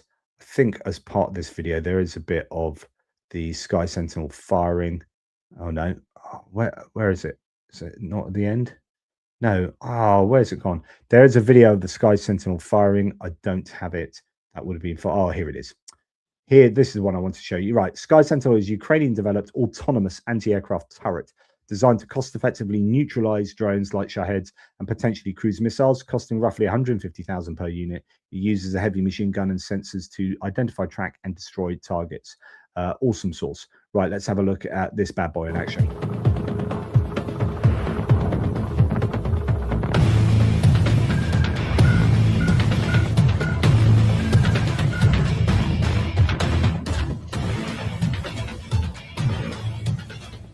Okay, exciting music aside, there it is. That was it just at the beginning. That's all I wanted to play, just the sound of those that gun going off. That's all I wanted to play. Let's listen to that again. Just so you boys can go out in the garden and pretend to shoot that yourself and make all the sound effects. That's why I wanted to show it. Anyway, good news. Like, this innovation is happening at a pace, isn't it? Quite a pace. Right, get that back again. That's the Sky Sentinel that the Ukrainians are using. Of course, we've got the Rapid Ranger from the UK. We've got all sorts of different stuff that the Ukrainians are using. Former brewery engineer Roman Takchenko has now developed a remote-controlled armored evacuation drone to carry wounded soldiers from the front lines in Ukraine. He says the drones have saved hundreds of lives. So evidently this has been used to effect on the front line. Here we go. And you'll notice that this is part of that 60 minutes interview there. But yeah, this is good to see. Love to see that. Anyway, that is another drone that they have developed. Mikhail Fedorov has said a new generation of Ukrainian drone bombers was tested at the Brave One test site. The new generation means greater range, higher payload, secure comms, and the ability to operate from safe positions. So what happened? And let's just look at a couple of these photos first. They have all of these healthy kind of competitions between these different manufacturers. 18 teams took part in the tests, developing solutions for specific frontline tasks. Each board was tested 20 kilometers under the influence of electronic warfare, hitting the target and returning. The focus is on a stable and secure communication, which creates a possibility of working at long distances. Yeah, exciting stuff. And as people keep saying, you know, we are going to scale up technology. We're going to do this. We're going to do that. They are doing this stuff. They are producing all of these different drones, whether it's UGV, UAV, or USV, with these great capabilities, increasing the range, increasing the payload. Same with Firepoint, increasing the payload and range of their FP-1 and FP-2 drones, and working on their ballistic missiles, and so on and so forth. Ukraine's developed the UEB-1 interceptor drone by Osiris AI, capable of speeds of up to 315 kilometers an hour. Wow. With an AI target tracking and a range of 18 kilometers, designed to intercept aerial threats in high-speed engagements. That's another interceptor developed. So here, following the P1 Sun, it's the UEB-1 interceptor. You can now see a video of it. Even at maximum speed, the drone maintains stable control. Target prediction and tracking are powered by AI. Awesome stuff. And these seem to be getting developed fairly consistently and quickly at the moment. Here's another drone that's been developed. It's the MOD's approved the Ukrainian-made Shvidun drone for use with the armed forces. It was developed specifically to defeat attack drones such as Shahed 136s, Garand, Gerbera, and reconnaissance drones like the Zala, the Supercam, and the Scat. Obviously, very different to the quadcopters that we've seen previously. This is a classic, fixed wing drone. It can evidently go 250 kilometers an hour. So that's not taking out a jet drone probably, but it's still able to take out plenty of others. I presume the range is 70 kilometers, and that really helps matters as well. Right, Ukraine and the US have confirmed Ukrainian defense tech startup Skyne Engineering, or Sine, I think it's Sine, as a recipient of the first investment from a joint US-Ukraine reconstruction fund. So this is born out of last year's famed and contentious minerals deal. Well, actually, monies have now come to Ukraine from that. So the controversial US-Ukraine mineral deal, says Timothy Milovanov, that sparked backlash, is now funding Ukraine's drone war. The first investment goes to Sine Engineering, a Ukrainian defense tech firm building navigation and control systems for drones. According to Kyiv Independent, the US-Ukraine Reconstruction Investment Fund was created after criticism of Trump's rare earths for aid proposal. It was reworked into a joint investment vehicle targeting tech, energy, and minerals, with 75 million committed by each side. That's dollars. Sine Engineering, based in Lviv, develops GPS independent navigation. It lets drones operate in jammed environments and software that allows one operator to control multiple drones simultaneously on the battlefield. Again, this is innovation. It's scaling up innovation, hopefully. The company works with over 100 drone manufacturers in Ukraine and abroad, helping them maintain control and targeting in GPS denied zones. It grew from 5 volunteers in 2022 to a 200-person team and won a NATO Innovation Award. More than 100. Again, Ukraine is a boon, is an absolute benefit to NATO if we were to have NATO taking on Ukraine. More than 130 projects have applied to the fund. For the first 10 years, all profits will be reinvested into Ukraine's economy, turning a political deal into a direct military capability and scaling defense tech production. So there you go. Another good news story of drone development there. Then we have the US-Ukraine scenario. So one of the Ukrainian companies, says Simon Ostrovsky, that we featured in a segment they did, the General Cherry. So this is General Cherishnia, or whatever it is that I keep mentioning. General Cherry in English. They've just announced an agreement to jointly produce interceptor drones with Wilcox Industries Corporated in New Hampshire. So the US is getting in on this as well. As the US pulls back its support of Ukraine, Russia's allies are doubling down on Moscow. What do America's adversaries stand to gain from their growing partnership with Russia? Okay, well, actually, the US is making far too often, and I say this with regard to energy, like green tech and solar and wind and all that kind of stuff. Like the US's ideology, the Trump administration ideology gets in the way of making sensible decisions. So it's like, we are going to bribe Total Industries $1 billion US taxpayer dollars to stop producing wind farms in the US. Well, hang on, haven't we just agreed to build them? We're going through the process. So you don't have to spend any extra money. It's done. Then you can have energy from wind. No, we're going to pay you not to build them. So that is ideology over sense, because you've got data centers being built all over the shop. You need energy, the United States, and you're stopping solar farms and wind farms from operating. Meanwhile, Germany, 53% of their energy this year in the first quarter has come from renewables. 53%. South Australia are going to be completely renewable dependent 2027. They'll be producing more energy by renewables than they need in 2027. The point is that stop thinking in terms of ideology. Oh, the environment. Oh, I hate environmentalists. They're all bloody liberals, bloody woke. Oh, all woke. God, if it's trans and wind farms, it's like, shut up. Like, just shut up. Like, think strategically. Like, what do you need and how can you best achieve that? And it's the same with drone manufacturing. It's like, stop thinking ideologically, like, we don't want to be seen to be helping Ukraine, blah blah blah blah. No, but do you know what? Ukraine have got the best drones in the world. And so it's probably a good idea if you want to stay at the top of the military ladder, the United States, that you start getting to bed with some Ukrainian industries. And that's exactly what's happening here. You've got General Cherry producing these really good drones that Wilcox Industries Corp has said, thank you very much. We're going to do business with you and we'll help produce these. That's strategically sensible, and it overcomes absolute ideological insanity. So JP Lindsley again says General Cherry takes its housewife tech to the US.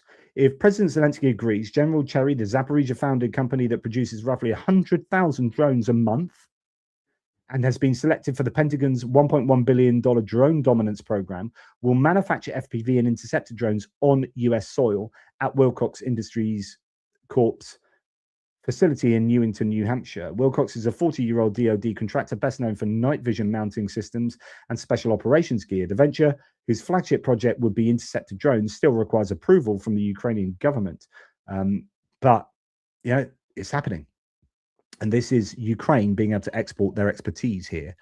For the first time, a Japanese company has invested in Ukraine's defense sector. Tokyo-listed Terra Drone is partnering with Kharkiv-based Amazing Drones to scale up production of interceptor drones and expand globally, according to Kyiv Independent. Japan has long kept its investors away from Ukraine's defense industry.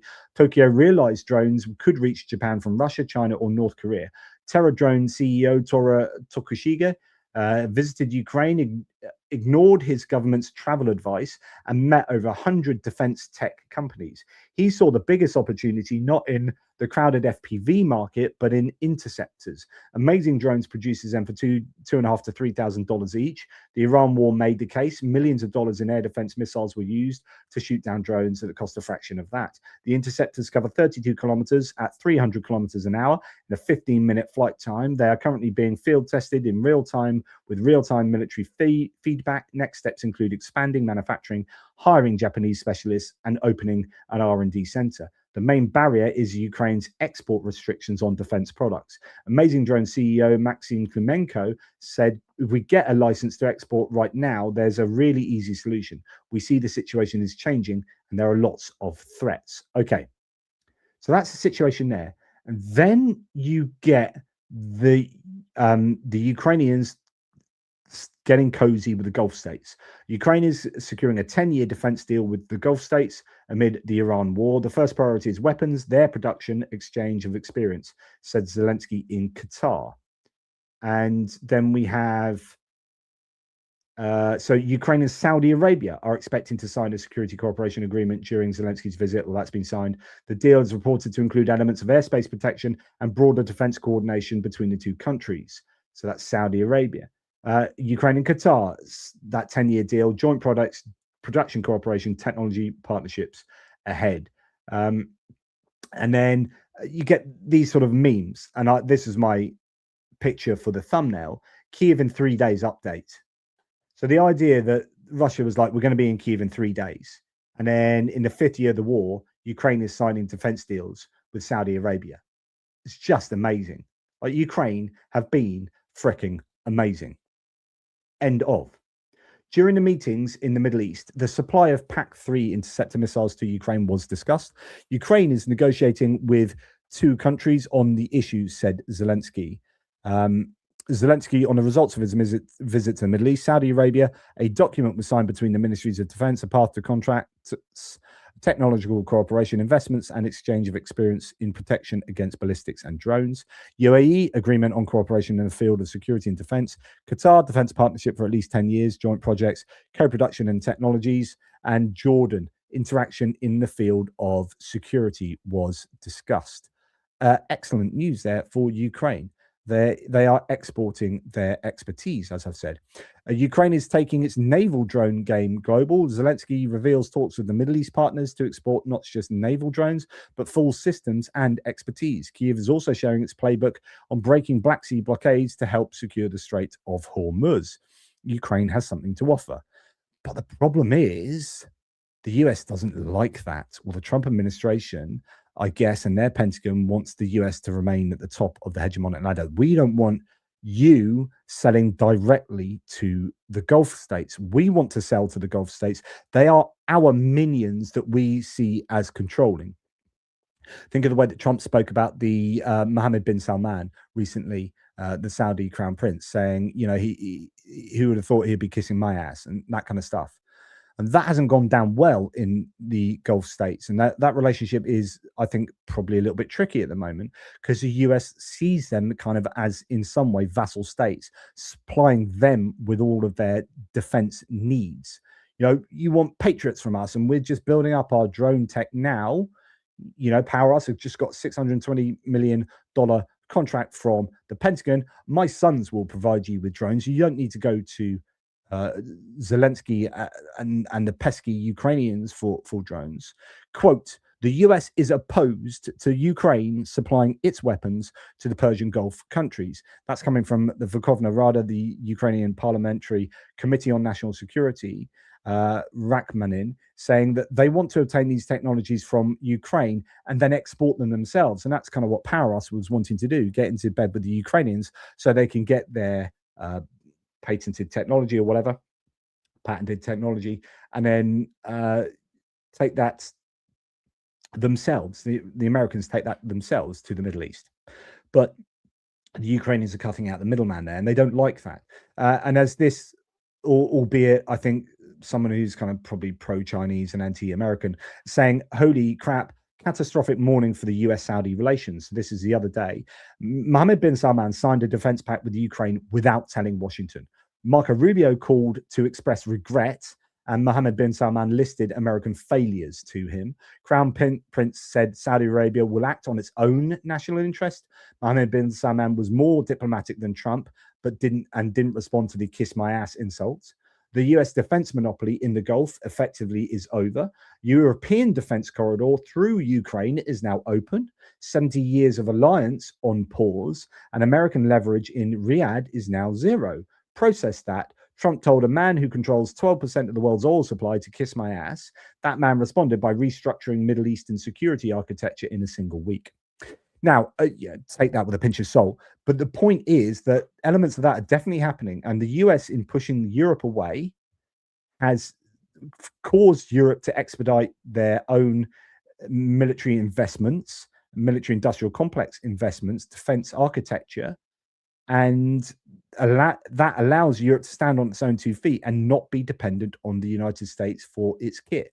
The United States then whinges and whines. You shouldn't be able to buy, you shouldn't protect your own industry by forcing yourself to buy 65% EU stuff if you're the EU. So we want to tell you that you have to spend your money, you know, your taxpayer money in the United States, at which point the EU says, screw you. But that's what happens when you push Europe away. And if you push Gulf states away and you act like a inappropriate buffoon, then someone like Mohammed bin Salman will say, no, screw you guys. I'm going to go and do a deal with Ukraine. I'm going to do what benefits me the most right now. Thank you very much. And Ukraine benefit out of this, and the US lose their place at the top of the ladder, demanding that everyone sort of buys the defense stuff off them, so on and so forth. Right. Now, although I'll start with the Russian one. The Russians have developed this weird-ass looking drone here, which is a quadcopter that eventually sort of flies like those interceptor drones we've been looking at, but they've attached a fixed wing that's in the shape of an oval.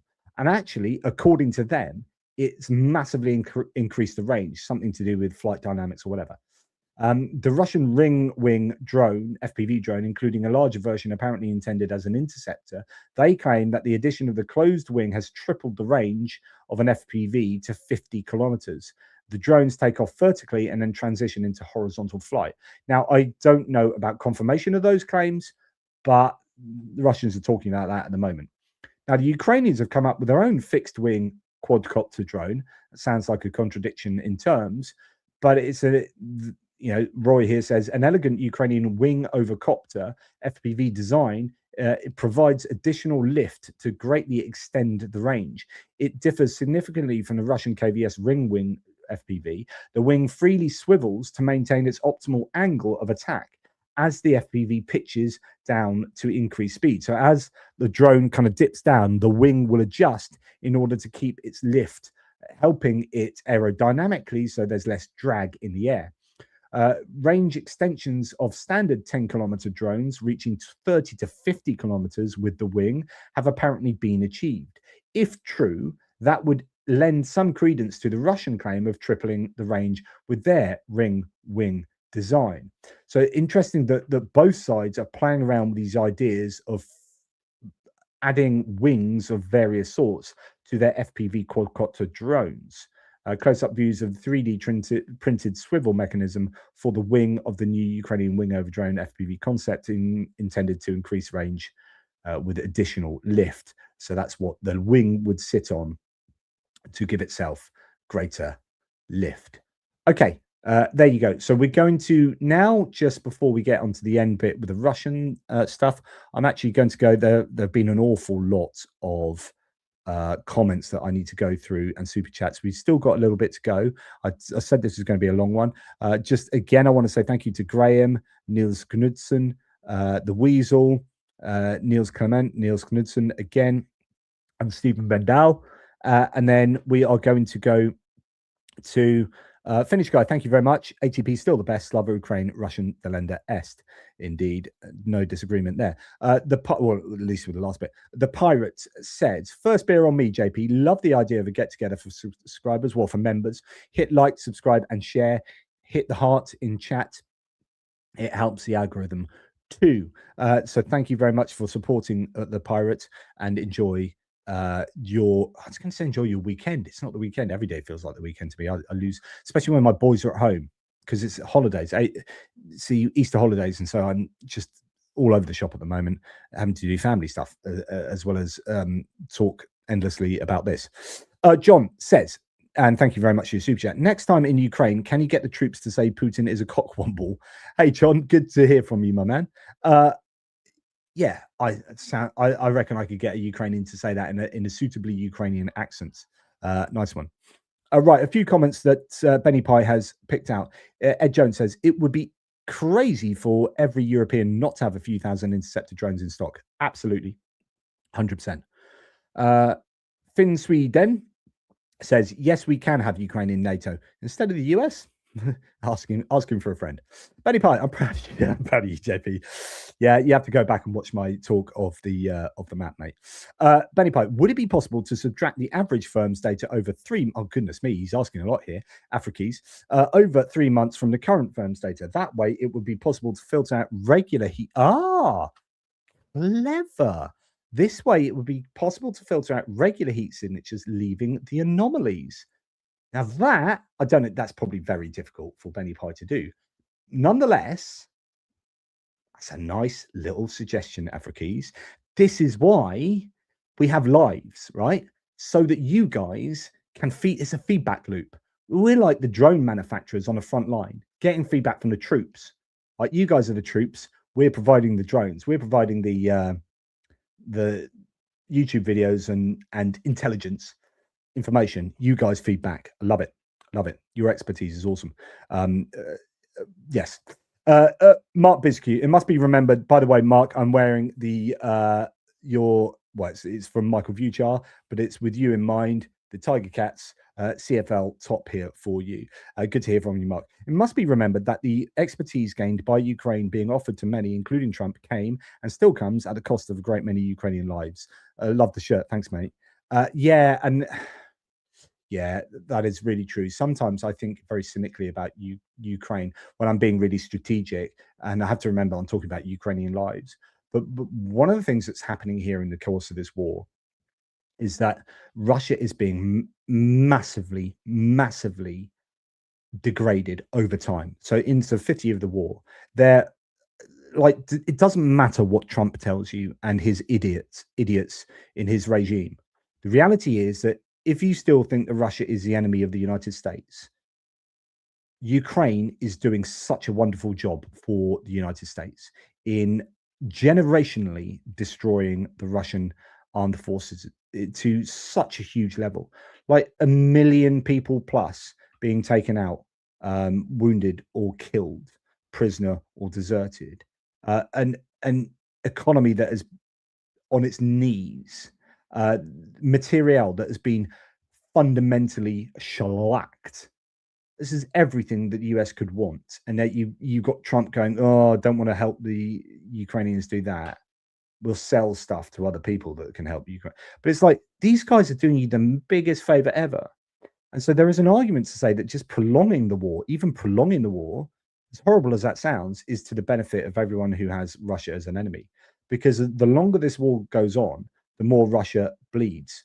Now, the problem is the cost of that, which is what Mark's saying here. The cost of that is the great many Ukrainian lives, livelihoods, futures, children not having parents, parents not having children, so on and so forth.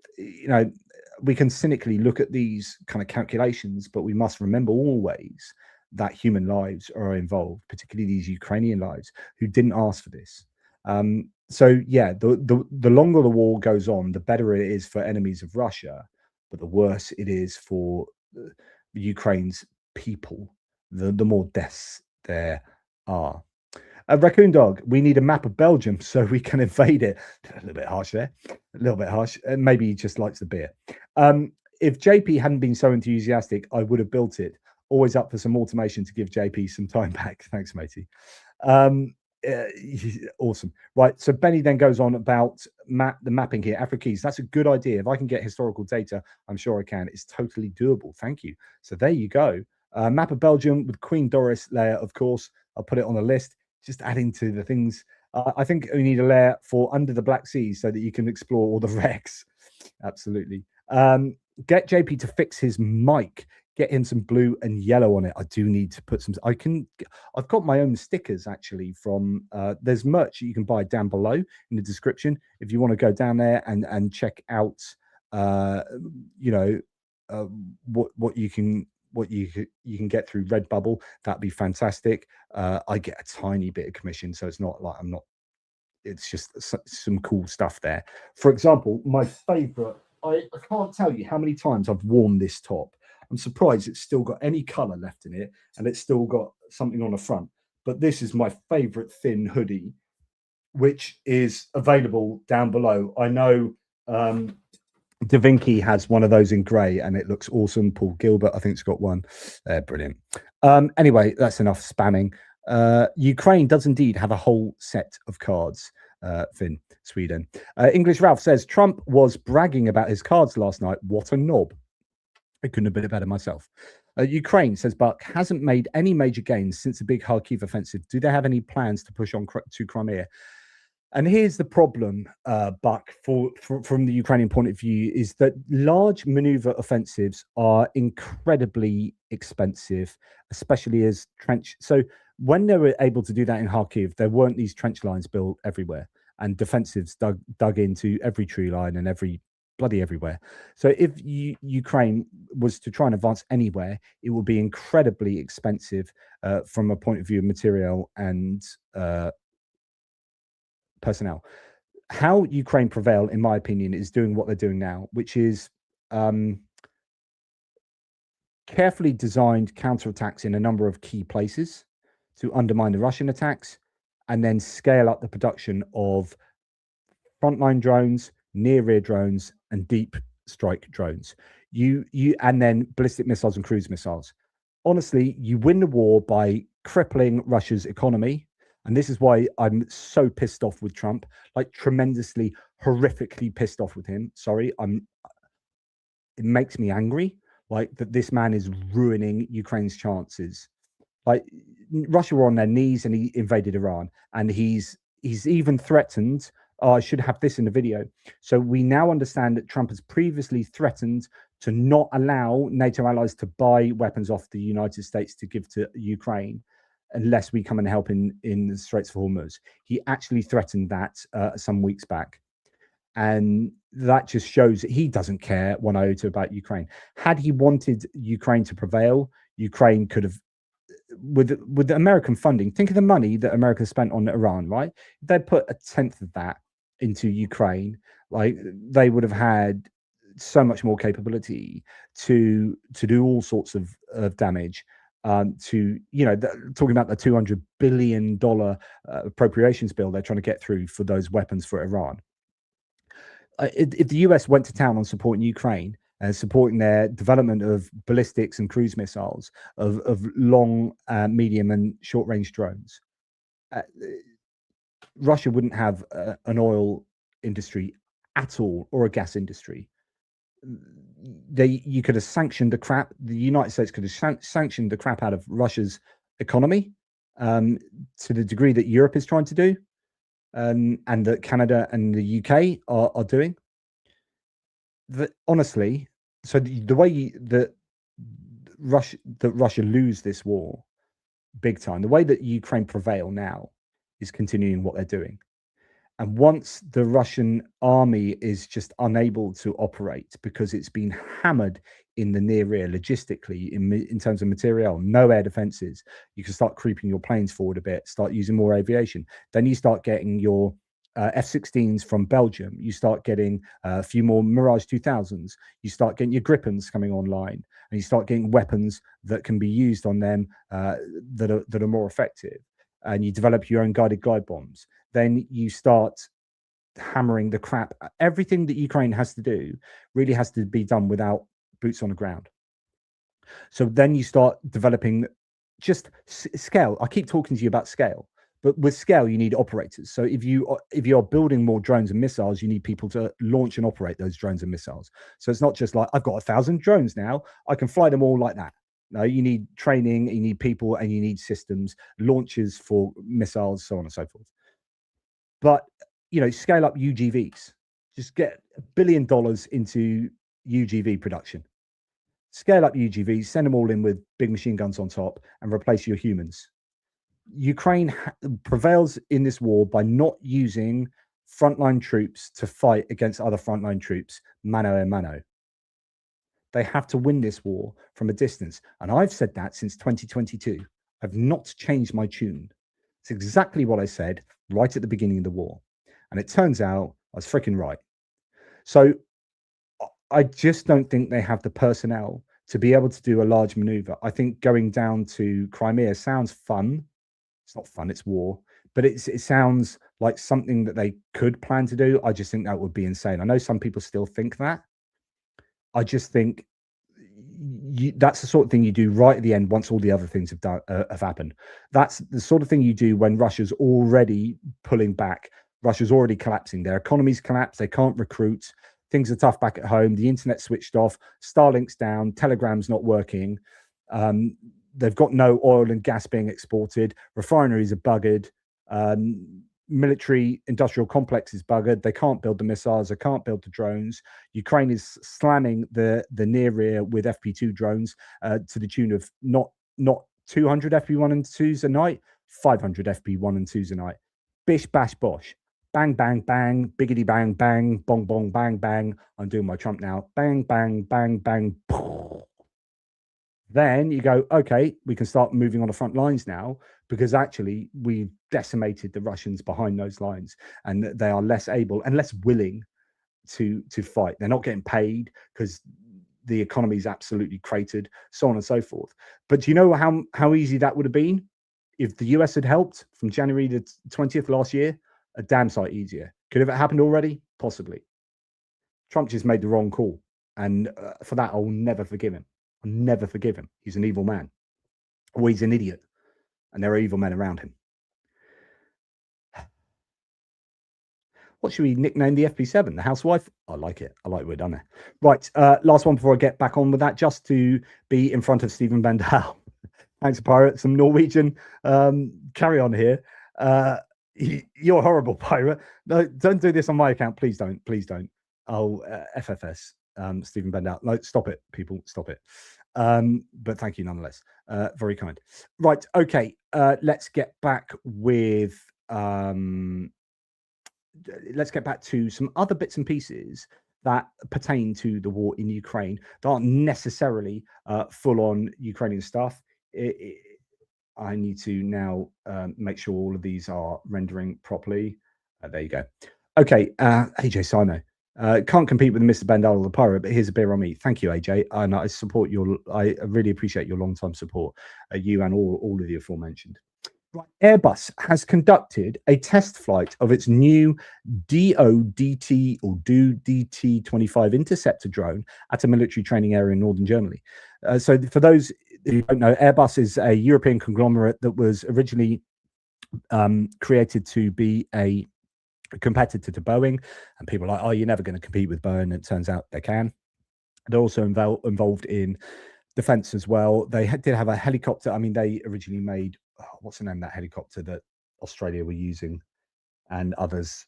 They had a helicopter wing as well, but I think they spun it off. Anyway, Airbus has conducted a test flight of its new interceptor drone. The drone will be armed with 4 Mark 1 missiles. So this really does pertain to Ukraine, because those missiles they're talking about are from the Estonian company Frankenberg. These are the Frankenberg missiles that they're talking about using. These tiny missiles, like literally like that big, that long. Like that long. You've seen some of them have had. See if I can get back to here. There's that one with the Union flag on the wings, Frankenberg. No, if I spelt that wrong. Frankenberg with a U. Oh, Frankenberg. Well done, me. Okay, so Frankenberg. No, still can't spell. It's because it was an N and a B. Right. What happens when you try and get someone with MS to type? So you've got these missiles. That's the test of these. Yeah, here's a missile. So that's the Estonian missile, but you've seen one of them with, like, for some reason, the Union flag. I think it's maybe a co-production between the Estonian company and maybe BAE Systems or something. But anyway, those tiny missiles are what hoped. There you go. There's one. Hoped can be used to take out Shaheds, launched from like a simple tripod like that. Anyway, those are really cool. But now they've put them on like a plane, like a drone, like a larger fixed-wing drone. Whack a bunch of missiles on them, fly that around, and shoot down some Shaheds. Oh man, that'd be good fun to fly one of those bad boys. It's not fun; it's war. So the drone will be armed with 4 of these Mark 1 missiles from the Estonian Frankenberg, which have a range of 1.5 to 2 kilometers and are meant to shoot down larger drones like Shaheds.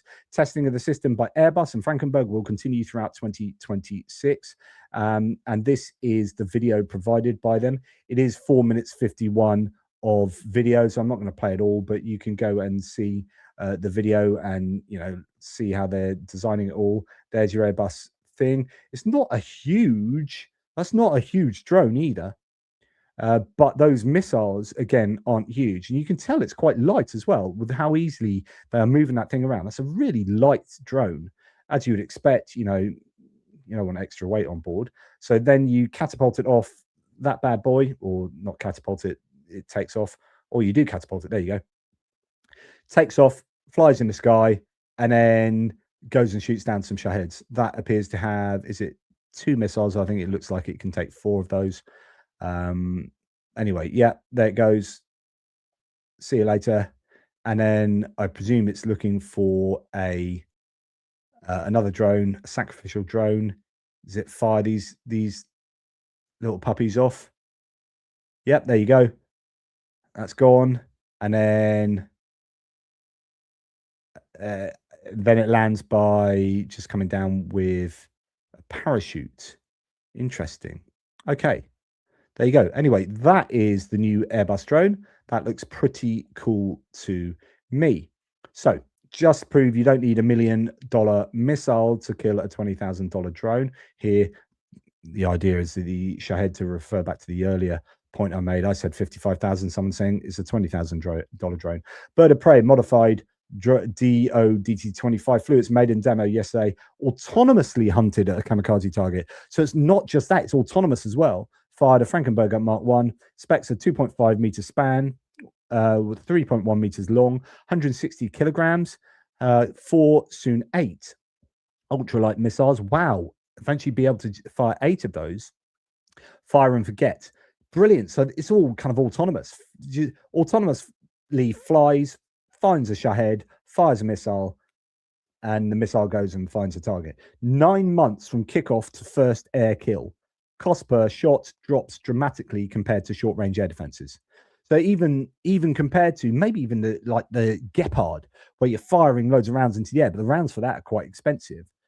That looks really decent to me. Anyway, here's the Rapid Sentry air defense system for the UK. It's achieved combat validation against Iranian one-way attack drones. So the UK out there testing out things for our air defenses. And this is, I mean, our air defenses in the UK are woefully inadequate because they are dependent on our ships. Our anti-ballistic missile capabilities are on board our ships. So in order, if we were attacked by missiles and drones, I mean, and our ships were in the Middle East or somewhere else around the world, we'd be in a lot of trouble. So we need to think long and hard. I'm sure there are many other capabilities we're not really aware of, but here's one of them. And again, you know, we've already seen the Rapid Ranger and stuff like that. So we definitely have this kit. But you know, what amazes me is that the airbase, the RAF airbase in Cyprus that was attacked by the Iranians recently, was all controversial. Actually, I think they were attacking a U-2 hangar, which is an American hangar on a UK airbase. At least that's one of the theories. But anyway, like everyone's saying, oh, you need to get HMS Dragon out there. Why isn't HMS Dragon out there? And like I said to you before, that's the wrong complaint. You're having the wrong arguments. It is what you want is to have air defenses like this out there on every single airbase around the world for the UK. A UK to launch a satellite with hyper-capable infrared cameras.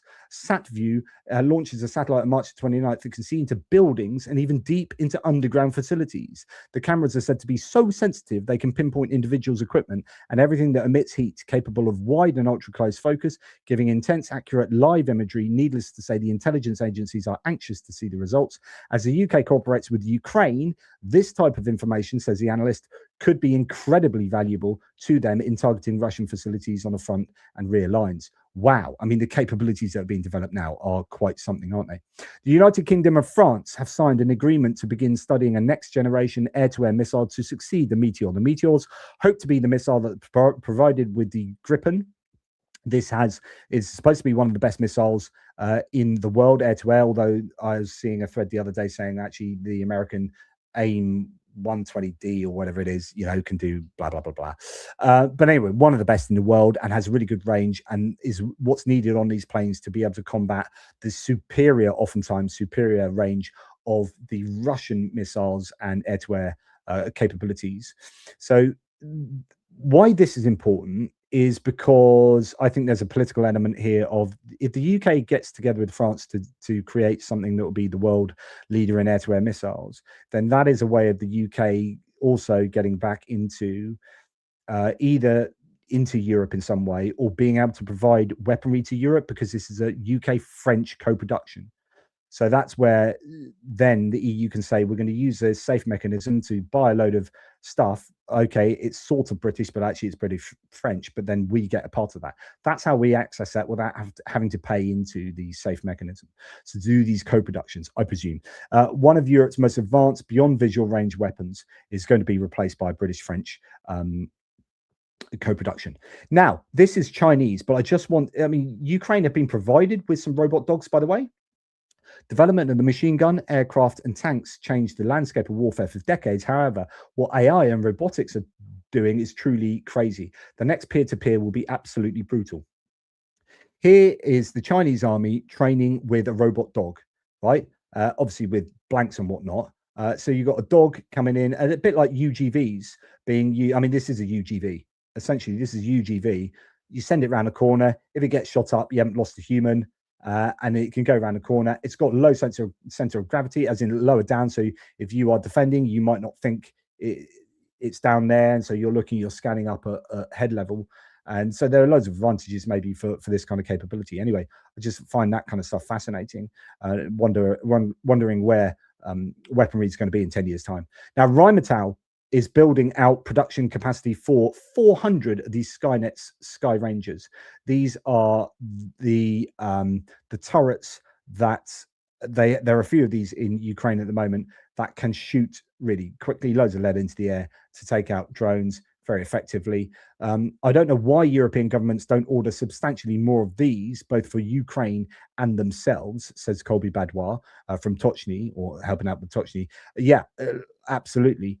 Someone says 30 millimeters is a bit small in my opinion, but I'm not no expert. Doesn't air resistance eat up kinetic energy fast? You don't need much kinetic energy to defeat drones. 30 millimeter is more than adequate for short range air defense.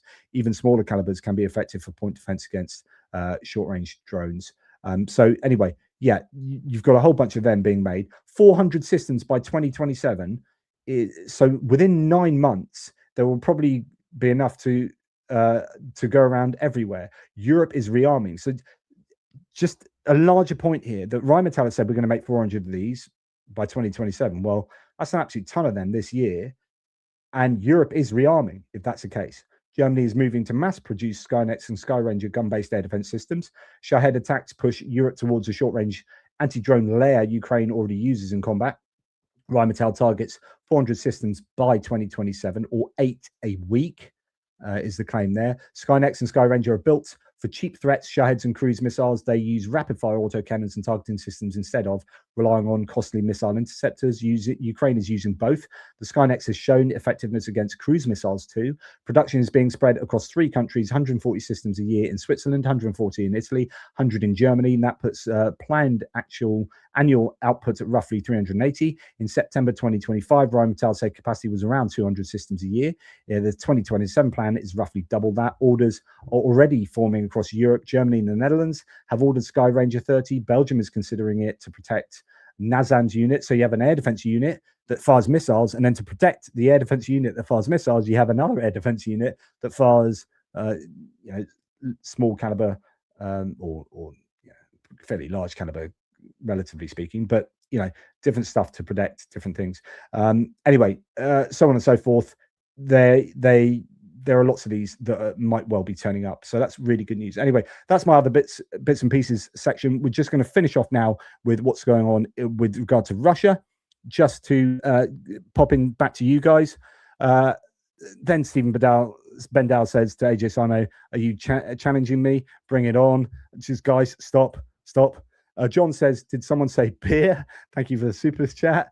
You know what? I definitely feel like a beer right now. BME says, a little for some Yorkshire tea. I thought I would join in. Thank you, BME. And that's super generous of you. But please don't, guys. But thank you. And one from Finnish guy as well. I feel almost embarrassed. Ivan Gilbert. Ivan. I was going all... Yeah, it could be Ivan. Ivan Gilbert, keep up the good work. Thank you, my friend. I really do appreciate that. It's an English Ivan, so it's going to be like my partner's father is called Ivan. Niels Clement, here is a supplement for JP's Yorkshire tea. Thank you for your Danish love. Thank you, all of you, for your super generosity, and that includes F-Oink from Hungary. Have a palinka on me. This is where I have to go away and do some Googling. And he says something. He says things with letters and orders that shouldn't be normal. As soon as you put Zs in the middle of... That's a Z in the middle of 2 S's. Who does that? I mean, no offense, F-Oink, but honestly, who does that? Well, you've just done it. Egedre. Thank you. I think. I appreciate that, mate. Right. Rick from the Netherlands. Challenge for modern autonomous drones, impossible to jam, is that it will be very difficult to call them back when someone surrenders. This might be a capability gap in AI use we might have to fix first. Goodness me. Yeah, I guess some kind of kill switch. I guess you've always got to have a kill switch, really. But yes, I've been watching 2 things recently. Tehran on Disney. No, it's on Apple TV. It's not like pro-Israeli or pro-Iranian. It's actually quite objectively complex in the middle. They are Israeli secret agents in Iran. But it's a decent. I haven't finished the first series yet, but it's really decent. And I've just finished the second series of Paradise on Disney Plus, which is excellent. And it's gone nice and philosophical in the second series, talking about like free will and supercomputers, quantum supercomputers, and determinism and all sorts of stuff like that. Very much, almost like Devs was very much like that. Really, really good. But kill switches for things like big AI supercomputers. No, it's starting to take over the world. We have to be able to unplug it somehow. Yeah. Anyway, a bit of a sidebar there. Darren, good to have you on board, my friend. When Russian is spoken only in hell, I can rest. I like what you said. John, so are you going to Ukraine? Here's a start. Anyone else fund the JP? So this is what is going to be happening, but it's got delayed due to some issues with people's lives in general and jobs and things. I would like to go, not in winter time, so it'd be nice if we could go out. It's something we need to look into. I need to resurrect that on the back channels with the peeps that I'll be wanting to go with. So thank you for pressuring me to do so. Right, final push now. It's been a long one, and I told you it'll be a long one. Bloody hell, it's 2 hours. Why are you still here? Right. Russia has lured up to 15,000 Cuban citizens into the army. I've told you this in hits and losses, but it's right for here as well. The GUI representative Andriy Cherniak has noted that Ukraine does not consider the Cuban mercenaries recruited by Russia as a separate military force on the battlefield. In general, this figure could be about 10, 12, 15,000. This is a small number of people who were forced to sign a contract by deception or in some other way. I think this is not just small. I do not dismiss the importance of these foreign fighters for Russia. I think is a massive challenge for Ukraine. Indeed, we hear that 27,407 foreign fighters are in the Russian ranks, rising considerably from previous estimates. 27,407 is a lot of people that Ukraine has to overcome that are trying to kill Ukrainians. And without that, the Russians will be in, imagine they didn't have 27,407. They'd be in an awful lot of trouble now across various areas of the front line. And rectors of Russian higher education institutions have been presented with a plan to recruit, as I've mentioned, 2% of students. So out of 2.2 million men studying at Russian universities, they could get 44,000 students to sign up. It's the way that Russia is going about trying to recruit without doing a mass national mobilization. And they're trying every which way they can to get people into the army. I said before that the likelihood of more educated people with a greater propensity to use VPNs and know their way around the internet, as students generally are, and more likely to be kind of liberal and anti-war, more likely than general population, I would have thought. I think they'll struggle to get that unless they're really officious about it, the Russians. Right, just to finish off, so thank you very much to BME for supporting the channel. Super generous. Thank you to Horst de Boort. A little support for your trip to Ukraine. Goodness me, this is the thing then. It's definitely happening. I mean, it will be happening. So thank you very much for your support. And John says, can anyone tell me Iran, Russia, etc. always say the enemy is the UK? I find this an interesting phenomenon. And I think with I can't speak for Iran, but with the UK, I have talked about this before, John. With the UK, I think it's based on our proximity to Russia and the Cold War and being so close to the United States, but the United States is all the way over there, and British spy culture. And actually, our intelligence services have been more, I think, prevalent over the last 70 years than maybe, for example, Western German spy agencies or Italian spy agencies, possibly because English is an international language. You can get away with that, and other reasons, and our empire, a former empire around the world, meaning many places around the world that we have connections to and that you can pull from, whether it be India, Pakistan, Kenya, so on and so forth. So the UK has been a big player on the intelligence in the intelligence community for a long time, and we punch above our weight, right? And Russia hate the UK. They have a thing about Anglo-Saxons, and they just naturally think we're the enemy and think we're more responsible than we really are for things that go bad for them. And I don't mind that, because I think it's important that our population are reminded consistently that Russia are the bad guys. Because otherwise, if they start being a bit nicer to us, then our population might be swayed in the way that Americans have actually been swayed more recently to align themselves with Russia. And I think that's super dangerous. But yeah, we definitely are seen as more of an enemy to Russia. And then, they will do things like, so we take Russian dissidents and then Russia then tries to kill them, like Sergei Skripal, Alexander Litvinenko. They try and kill them, or successfully kill them, on British soil. Then that starts that, head to head with the Russians, and we just consistently are butting heads against each other. And that, I think, is happening in a way that doesn't happen elsewhere. In other places in Eastern Europe, people aren't necessarily against Russia because they were part of the Warsaw Pact area or under, the Soviet Union. And so there are different relationships there. And then you start getting down to Spain and Portugal. They're further away, not really as bothered.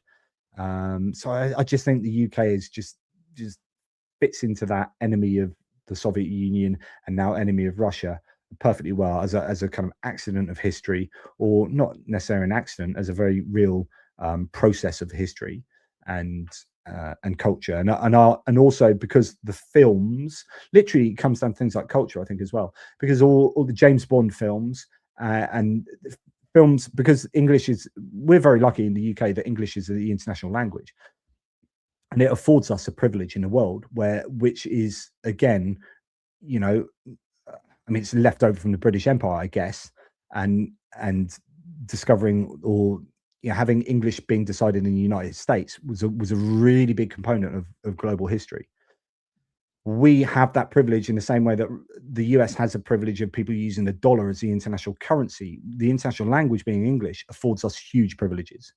But what it also means that the film industry is always going to be bigger in the UK than it's going to be in, say, Germany or France, because France is slightly different. There's quite a few francophone countries, but say, I don't know, the Italian film industry is never going to be as big, I don't think, as the British film industry, because they can't market Italian films internationally as easily as you can a British film, because most people speak English or can understand English, or it's all right to watch. It's just culturally, it seems easier to watch an English film, either with subtitles or dubbed or whatever. What that means, though, is you've had like 50 years plus of us making loads of films that disseminate into the wider world. And I'm spitballing here. I'm literally just thinking this stuff up to a degree now. So I might be completely wrong. But all of our spy films, and we've had gajillions of spy films, feed into the idea that the British are the enemy and the Russians are the enemies of the Brits, and we're the enemies of the Russians. And so I just think we are just consistently culturally feeding the idea that we are the enemy of Russia. So I think that has a lot to do with it. I hope that answers the question. Okay. Right. Grunching says, may I take this moment to thank everyone in the chat and their attention and generous support. Thank you. I'm always proud to be a part of this machine. Thank you, Ronnie, and thank you for thanking them, because I haven't done that enough. So thank you. That's awesome. You're a super duper human. A grant for the trip to Ukraine. Thank you very much, Niels Clement, as well. We definitely have to go now, guys. Benny, we've got to get on with it. Let's go. How about tomorrow? Should we go tomorrow? Oh, it takes some organization, I can tell you. Well, screw Russia. We have Doris. Thank you, John. Indeed, we do. And indeed, Doris, Benny, we have to get this on a mug. I want a Doris mug. So that's not something I keep asking you to do things. But look at that. How cool is that? Love it. Love it. Brings a smile to my face. Last one, guys. Okay, this is JD, not JR. JD.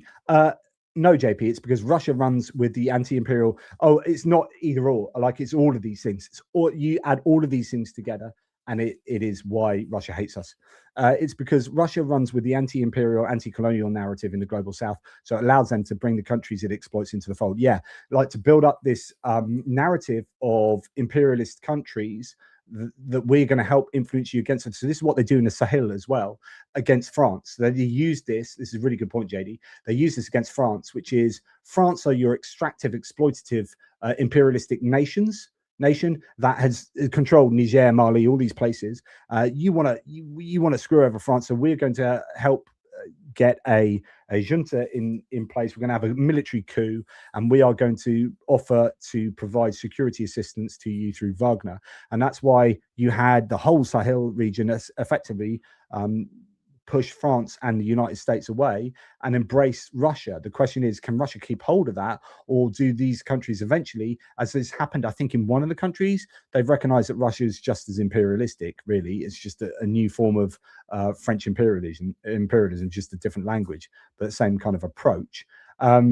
Yeah, but I think they can easily play that colonial imperialist narrative in the global South to get people to react against kind of American imperialism, British imperialism, European, French, whatever imperialism as well. So yeah, I think it's a really, really well made point for sure. And it's not either or. I think it's all of these things together. Okay, right. Thank you. Yeah, it is. Steve McGowan says, interesting that the Russian influence works for the far right and the far right and the far left. Indeed, it is. Right. Remind me the next time I am on.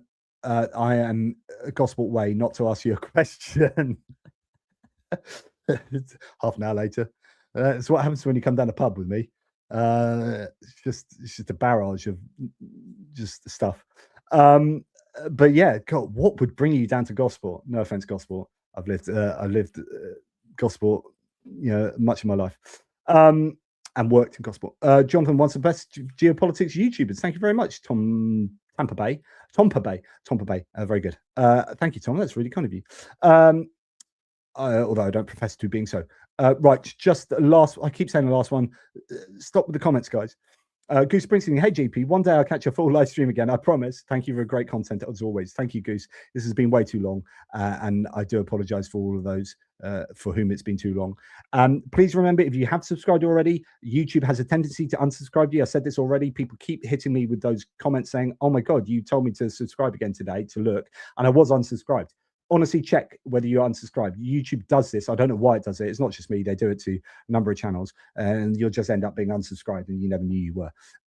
Anyway, please check that out. Take care, everybody. Big love to you. Thanks to the mods. Thanks to the super chatters. Thanks to the subscribers. Thanks to the members. Thanks to Benny Pie. Thanks to all the team. Thanks to everyone. Big love. Speak to you soon. Slava Ukraini. Oh, I need a cup of